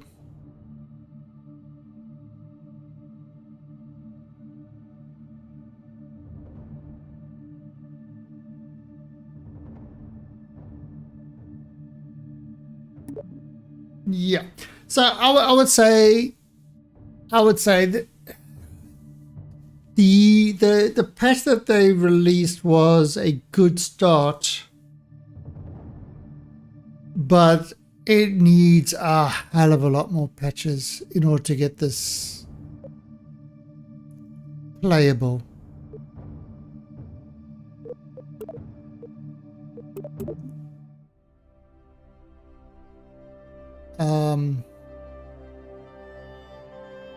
I mean, we did a check earlier. Let me see if anything's changed. No, there's a few more people playing it.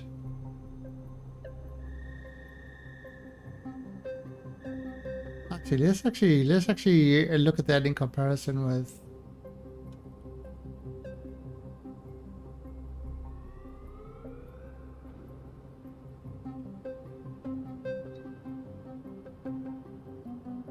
That's kind of sad. That's kind of sad. 3 times as many people played KSP 1 than there are KSP 2.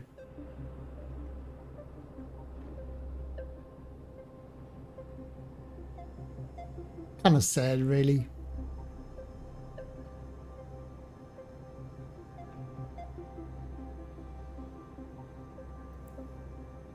Yeah, so definitely, if you want a Kerbal, stick with 1 at the moment. I would say every now and then look at 2.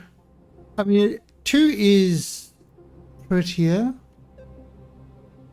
It's I don't mind this build, you know, this build thing. I like the things with that actually tells you the size of the engines and the size of the stuff. That's one thing in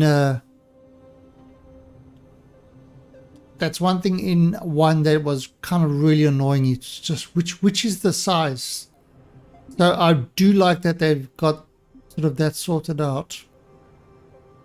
One of the things with statistics, they need to, instead of see with the statistics here,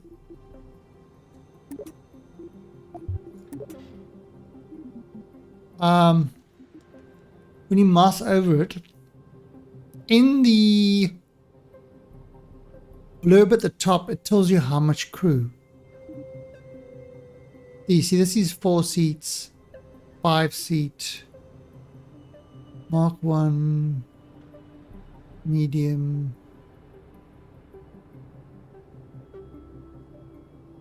How many seats is there? A 3-seat command pod. Single seat. So I think what they should actually do is under statistics have the seats over there.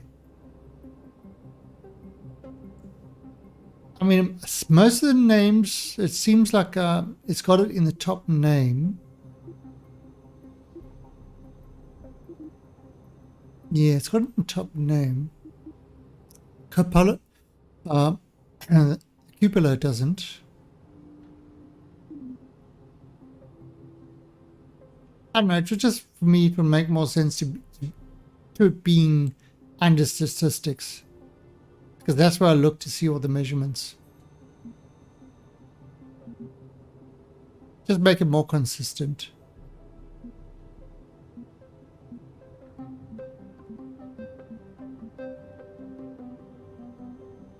Truck load. How many people are in it? How many seats are in the truck?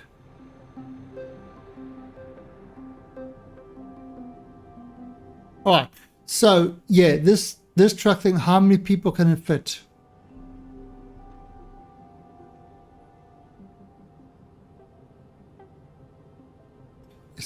The name has got truck cab.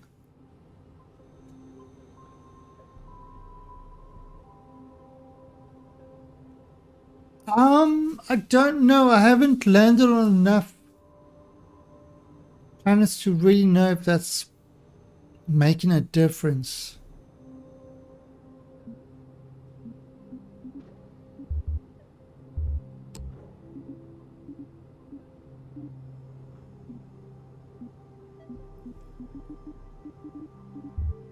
I mean, oh, and the wings are actually really good. The way they did the wings now.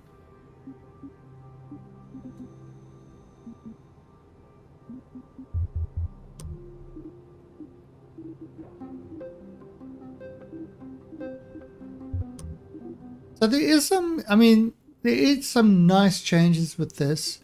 I don't mind the UI too much. Engineer report is a bit of a nuisance, to be honest. I would like to see this information on the stage. You know, the delta V per stage. I think like, you know, like KSP1 does it now. It's actually got the staging, how much delta V is in the stage. And delta V and thrust and TWR should be in each stage with the engine.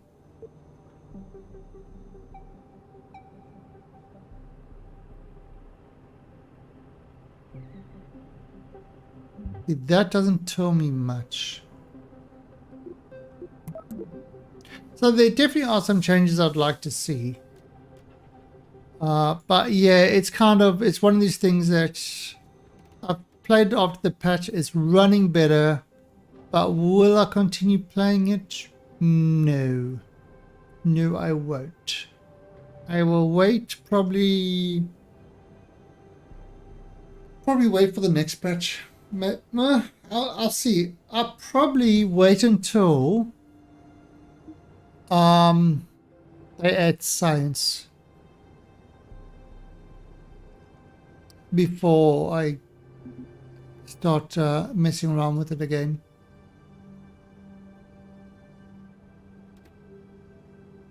I mean, you know, now I don't think the science mode is going to have like a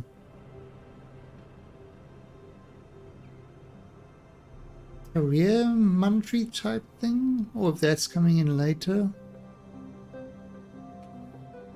But yeah, I'll probably wait till the big next feature, you know, the next feature release.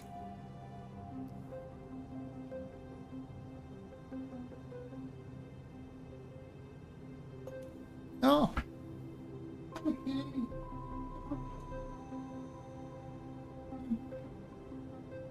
Everybody's been waiting for you.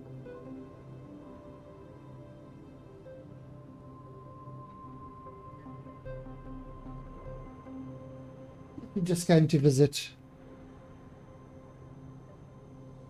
He's just popped in now.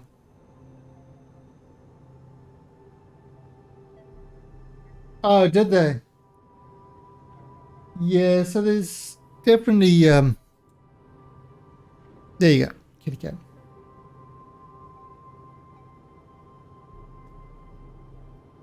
Laying on the desk now.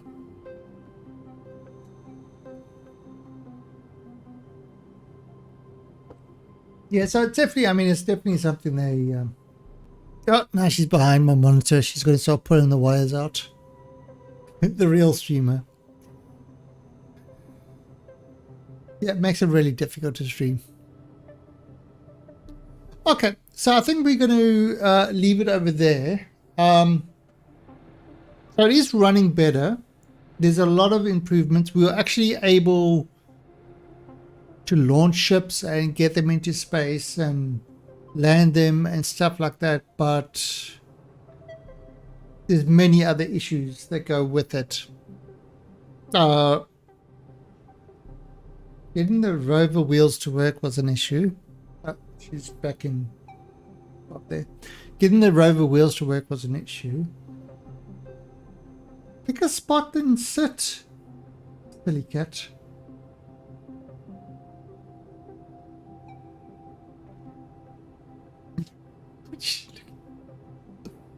What you staring at me for? Hey? Ah, there she goes. What are you eating? No. What wire? No. You're not pulling that wire.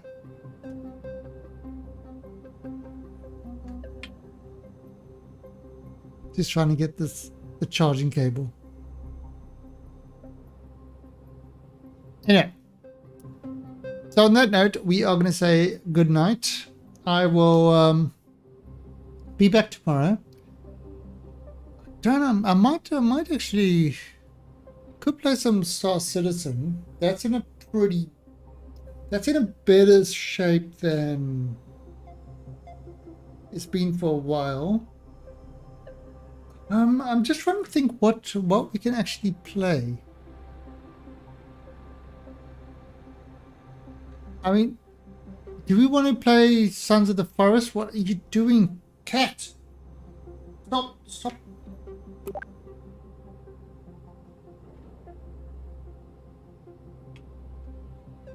No, yeah, got your little thing. Yeah, so I mean,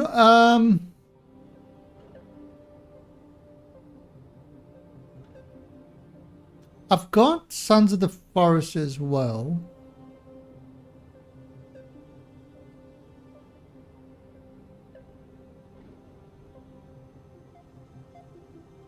I'll have to look at Resident Evil 4. If it's one of those ones where it's got the shitty camera angles, I'm not interested.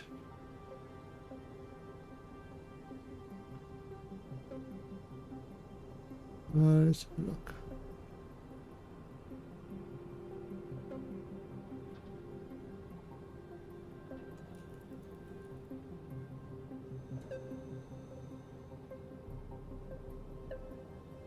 Yeah, but then they had that other one that had...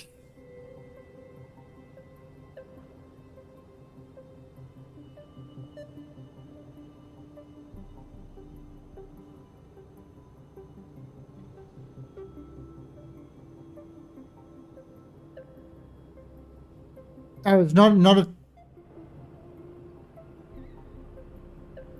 Right, so let's have a look. Any gameplay in here?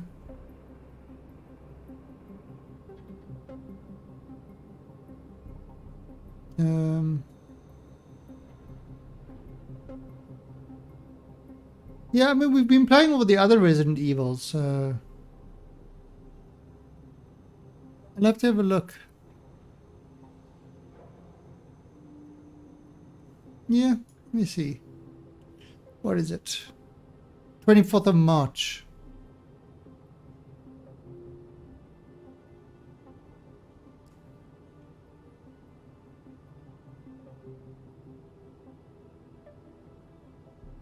Yeah, no, they've been doing a good job with the Resident Evil stuff, the remakes. But I never really played the first one, so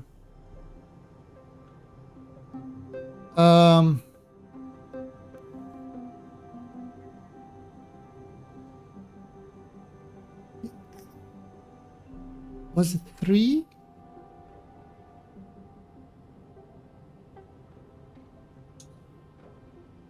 But or was it?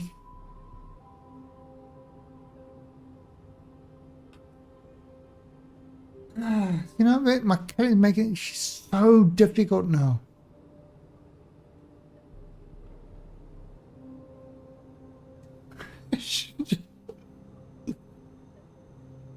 Let's see. So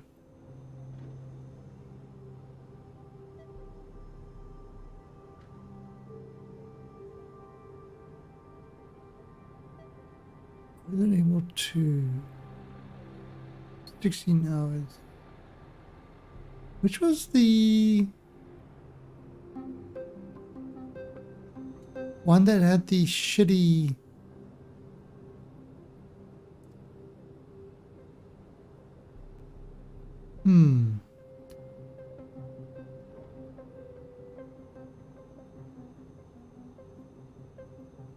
Did I play this?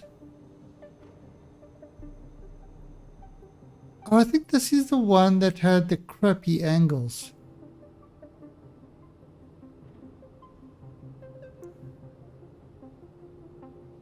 Was this the one that had the crappy camera angles?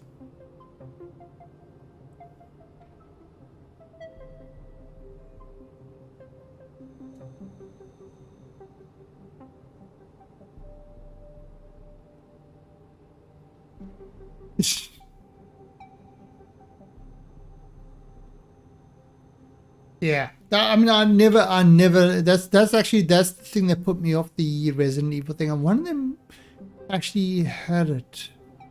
Maybe it's an old one that.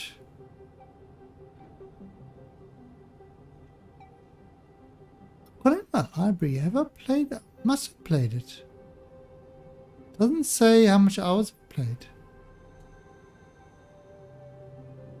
Maybe I haven't played it. Who knows? Who knows? Anyway, yeah. So we have to decide what to play tomorrow, and I mean, we can do. It's not showing it.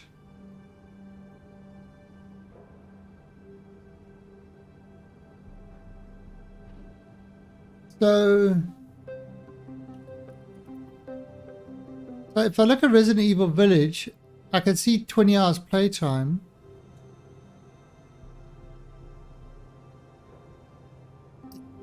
Doesn't have it even listed there. 4 hours. Oh, was this the...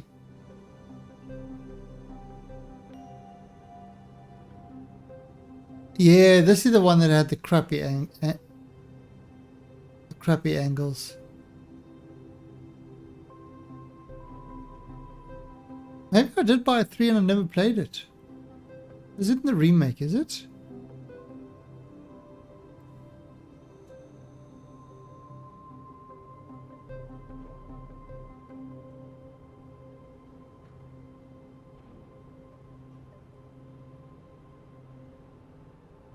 Oh, yeah.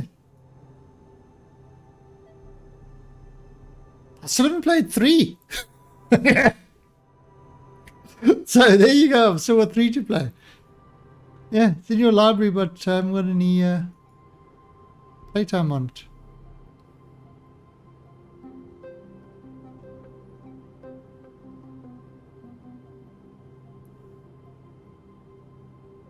Okay, my kitty, she wants to play. She's just over here annoying me just off screen.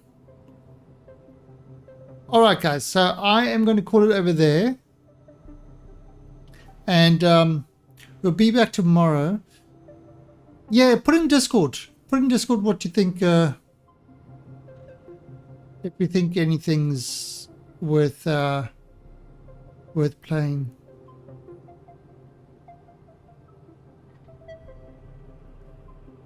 I mean, I've got a lot of these. A lot of games I've hardly played. Ooh, I wonder if I can play this. This hasn't been released yet. This is the playtest. Really haven't done a lot of time. It's releasing in April. I wonder if I can stream it. I just need to check. I need to check if I can stream this. This Occupy Mars. But that is one that I am looking forward to.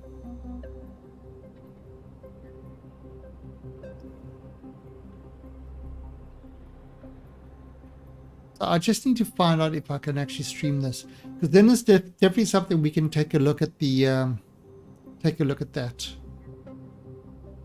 That's actually a good one to try tomorrow. Anyway, all right, guys, I will catch you tomorrow. You all have yourself. You all have yourself a good time. Don't behave, and